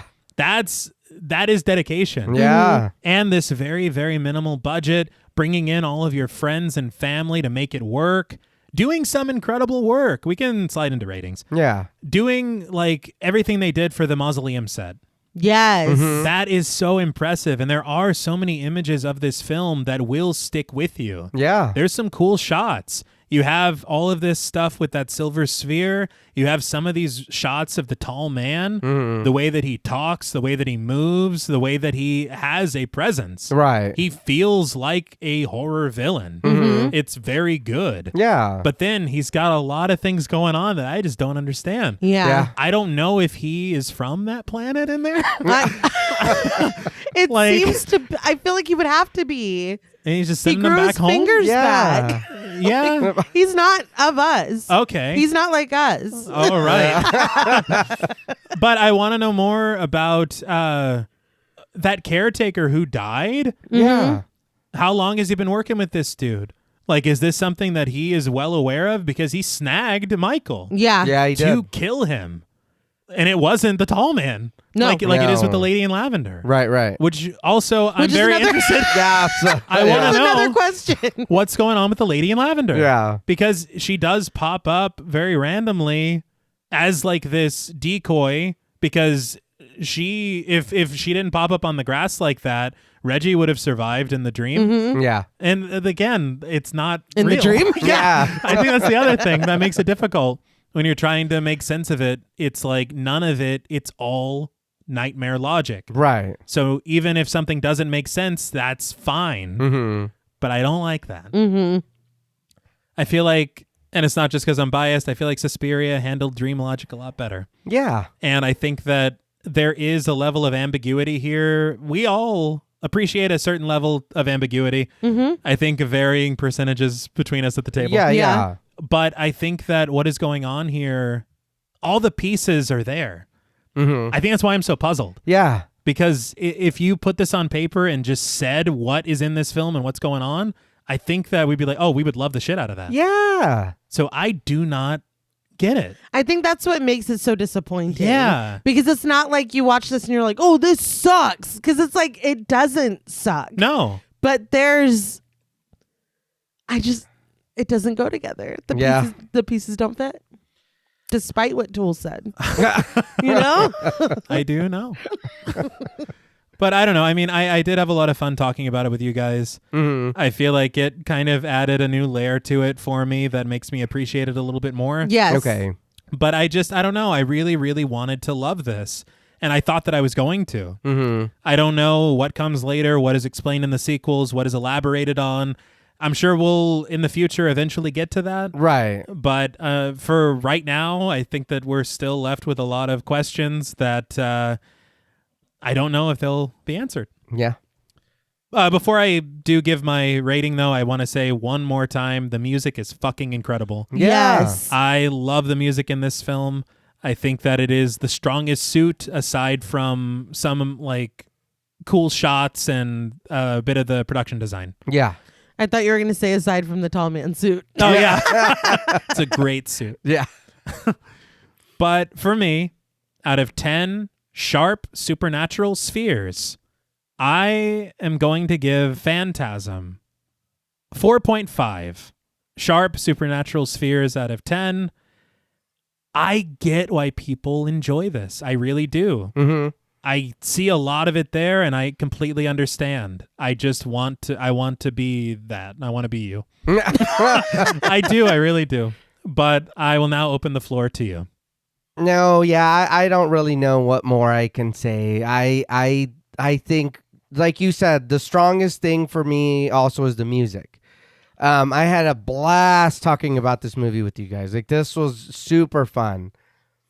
And I agree with you. Again, we all have a movie or movies that, you know, I'm sure people don't like, and they, you know what I mean? We love them. Mm-hmm. But, and I can see why someone would love, or anybody would like this movie. I think you hit the nail on the head, babe, with why it's so disappointing. Because everything is there. Like I said, there's moments in here when I'm like, that's for me. Mm-hmm. It didn't fit. You know what I mean? I was like, oh no, I'm supposed to put those pants on. Now it's wrong size for some reason. But For some reason. yeah, I don't know why. Because again, Reggie, the ice cream truck, all the shit that's going on. You know what I mean? It's like, okay, cool. I don't know. I never could vibe with any of the characters, even them doing their little like duet where they're on the guitar and they're whatever. For me, I'm going to be honest. I feel like it was just that. My friend is talented. I need you guys to know that. That's it. Mm-hmm. It didn't do anything for the story. We could have got that, whatever he hit that thing. Tuning fork? Yeah, the tuning fork. Any other way. We didn't need you guys to bust out in song at all. At all. That was going to be one of 4. That's crazy. That's wild. Is this a musical? Yeah, that's nuts. 2, and then the more you brought it up, it really was like, wow, Michael, he has no idea what he's doing with the car. He's just got a hammer. Yeah. I know how to do minor stuff to the cars. Yeah. I've never used a hammer. I have not one time used a hammer. I don't know what he was doing, why he had it all ready all the time. Mm-hmm. None of that was, you know what I mean? It's just weird. You know what would have been really good is if it's kind of revealed that he's intentionally sabotaging the car so Jody won't go. Yeah. Okay. I would like that. Right. That would make sense with everything And that else. adds to the ending, too. Yeah. Yeah. But yeah, I mean, other than that, like I said, the line deliveries are not for me, or they're not great, or I would have loved to love this movie, or to even been like, you know what, man, that was actually really fun. And the fun part was discussing it. Same. Mm-hmm. But I think for that, I'm gonna try to forget this dream, and on a scale from 1 to 10 sharp supernatural spheres, I'm going to give Phantasm a 3.5 out of 10. I'm going to be honest. If I don't watch the rest of these series or this movie again, I'm fine. I'm quite all right. I not any disrespect to it. It's for me, it's one of those movies that it's the one and done. Mm-hmm. I'm good. I don't need to see it again. Hopefully, and genuinely, I hope once we do get into the later series at some point, or, the later films, maybe it's like, oh, okay, this is cool. This I can dig. Yeah. This one, I'm with the tall man under those rocks. That is a really funny way to conquer him. Yeah, yes, dude. Yeah. After everything we've been Scooby-Doo that was straight on nailed point. I think he wasn't he in the Scooby-Doo episode? I swear to God. With the Quaker Oats hair. Yeah. Right? I think it was him. No, this was a wild ride, I think. I will say, I feel like this could be one. It's a funny duality, because I feel like this is a film that could grow on me, but I am not in any rush to ever watch it again. I get that. Something about it, though, does make me want to explore the sequels, because I feel like there's no way that there's 5 of these and we don't learn more about what the hell's going on. I think it's pretty obvious that it was not all just a dream, or else I don't think the tall man would be returning. Yeah. I mean, unless it's a Freddy Krueger situation. I don't know. It ended similarly. It did end similarly. But I don't know. I know that we will get to the sequels at some point, and I'm excited to find out where we go from here. But judging the film on its own, I think it is in partially endearing ways and partially not. It's kind of a mess. Yeah. It is, like we were saying earlier, very obviously Frankenstein together in ways that are both confusing and amusing at times. There is a charm to it. There is good here, but ultimately it was not my favorite thing that we've ever covered. But, it wasn't the worst thing we've ever covered. No. either. Yeah, no. On a scale from 1 to 10 sharp supernatural spheres, I am also going to give Phantasm a 4.5 out of 10.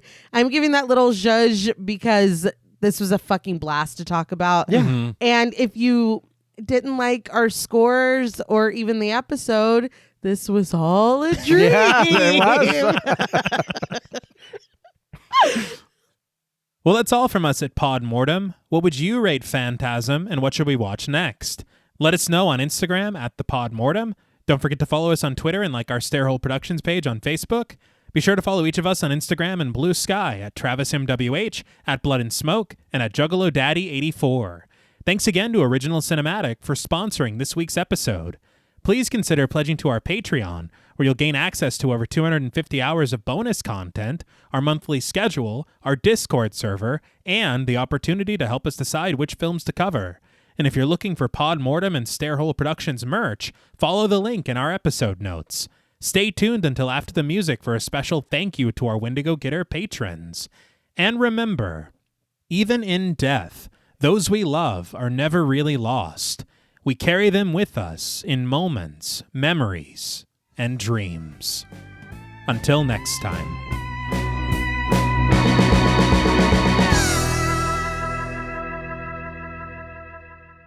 Thank you for staying tuned. We want to give a very special thank you to all of our Wendigo Getter patrons. Woo, yeah. Fantastic work. A special thank you to Chris Ontiveros, Kristen Lofton, Megan Martinez, Kimberly Bass, Sophie Hodson, Anthony Jerome M., Jordan Nash, Kent Morton, Lala Thomas, Travis Anissa Hunter, Miguel Myers ATX, Jennifer Perez, Allison O'Neill, Carissa, TJ and Angie Bronson, Andy Teague, Applin Ontiveros, Karima Rhodes, Kimberly Kleindienst, Bobby Holmes, Donna Eason, JD Rizak, Molly Gerhart, Armand Spasto, Aaron Aguirre, Eggy, William Berry, Charity Oxner, Amanda Six, Mandy Rainwater, Jordan Roberts, Dylan, Spencer Montalvo, Pancake the Panda, John Ramos, Michael Newting, Alexis Roberts, Itzy M., Gary Horton, Kate Lamp, Carlos and Sydney, Jessica Hunter, Helena Rudder, Alan Johnston, Mariah, Livy Fun, Scott Troutman Wise, Mozzie Bear, Dave Burke, Emma Hagel Kissinger, Valerie G, Emiliana, CB, Taylor Santana, Will Lewison, Angelique, Smelly Poo Poo Head, Beth Bauer, Cookie, Esperanza J, Jason Kyle OKC, Joshua Rumley, Danielle Peralta, Sawyer Reese Farr, Sahara, Girl That's Scary, Cassandra, Andrea Simmons, Ashley Higuera, William and Xxena Rush, Ryan Brom, Megan Ochoa, Laura Lassiter, Eileen O, Marissa E, Henry F, Megan M, Strangely Sarah, Christy Beck, Nancy and Andy, Amanda Lopez, Andy Terrell, Erica Morin, Tris Wynn, K.87, Mariah Jensen, Carrie A, Lonnie Lono, Powell, Kayla E, Maggie H, Murder Stina, Kristen Marcy, Ori 81 Boricua, Look Like That One Girl, Bog Boy, Felness 63, Alita Pui, Probably My Jugs, Kate Thackeray, Wade Pack, A Lizard, Bay J, Jay Rich, Topher Williams, Elena Metler, Valerie K, Christy Lee Kruger, Professor of Humanity Laura McCarricker, Naomi, Josh Smith, Autumn Green, Abby Kopp, Crystal 831, Skank Sinatra, Morgan Alexander, Tony Osteen, Julie Fredborg, Rihanna S., Daniel Taylor, Anna Kate, Heather Ortiz, Kim H., August, Jenny May, Old School Cool, Malik Caselli Armstrong, Scarly D., Toya Shea, Katie, Martin Shaw, Star, Tyler J., Cam Davies, Patrick Hoagland, Raven, Wesley Tart, Kristen Jackson, Jacob Nordberg, Samantha, Damian Grant, Half Price Horror, Clemmy, Nisi Nay, Jason X Rules, Aaron Norman, Victoria Smith, Patricia A. Graham, Erasmo Pena, Danielle Wright, Chuck D., Tabitha Thomas, Connie Lingus, Richard Murray, Irene, Sally Slater 52, Jordan McCarthy, Rosalind Harnias, Emily Rance, Amy, Lisa and Kathy, Mike H., Kristen Sadler, Hannah, Sarah Jack, Casey L., Evelyn Knight, Paula Garcia, Nikki M., Ghastly Grandad, Morgan and Alexandra Saldivar, Lisa Sykes, Kelsey Niemeyer Cook, Martina LaForce, JG, Morgan Novello, Ashley, Alex M., Brandon C., Gordon Sutherland, Georgia Renlin, Ashley Poe, Diana Joe, Connor Gormley, Carrie Parker, Katie Face, Jane Pillsbury, Caitlin Asher, Mia Franz, Pooh Bear, Spicy Caldera, This is the Zodiac Speaking, Jason the Ghost, Moldy Tic Tac, Brian Ward, Tanner Rutgers, Gremlin Keeper 22, Sam Spade 666, Veronica, Kristen Rhodes, Daniel Laurent, Carmito, TVR, A Very Sweepy Baby, Nicholas Rage, A Lazy Boy, Nicola Williams, Sadison Miles, Stu Corbett, Brick O, Jaden Nicole, Lost Fan 08, George L. Robertson,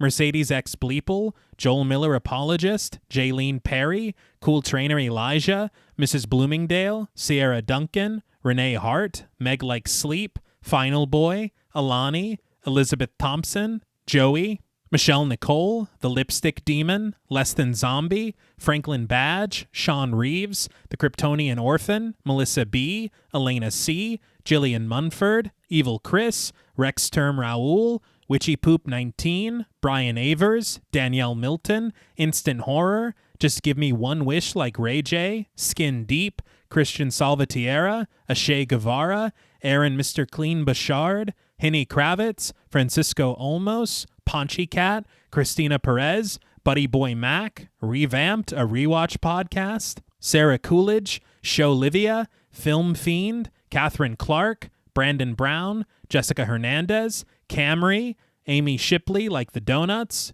Jack, Alyssa Mesquites, Jennifer Hager, Nox Nocturnal, Byron Pittman, Sophia Mason, Most Unholy S'more, Pear Bear, Tom Blades, Bonnie Bazell, Crystal Reddy, Stu Mocker Fokker, Sean Weeks, Chardonnay Carlina, Samira Samuels, and the Chief King. Thank you all so much. Yes, thank you, thank you, thank you. Thank you so much. We appreciate each and every one of you, and we hope that you know you are just fantastic with a PH.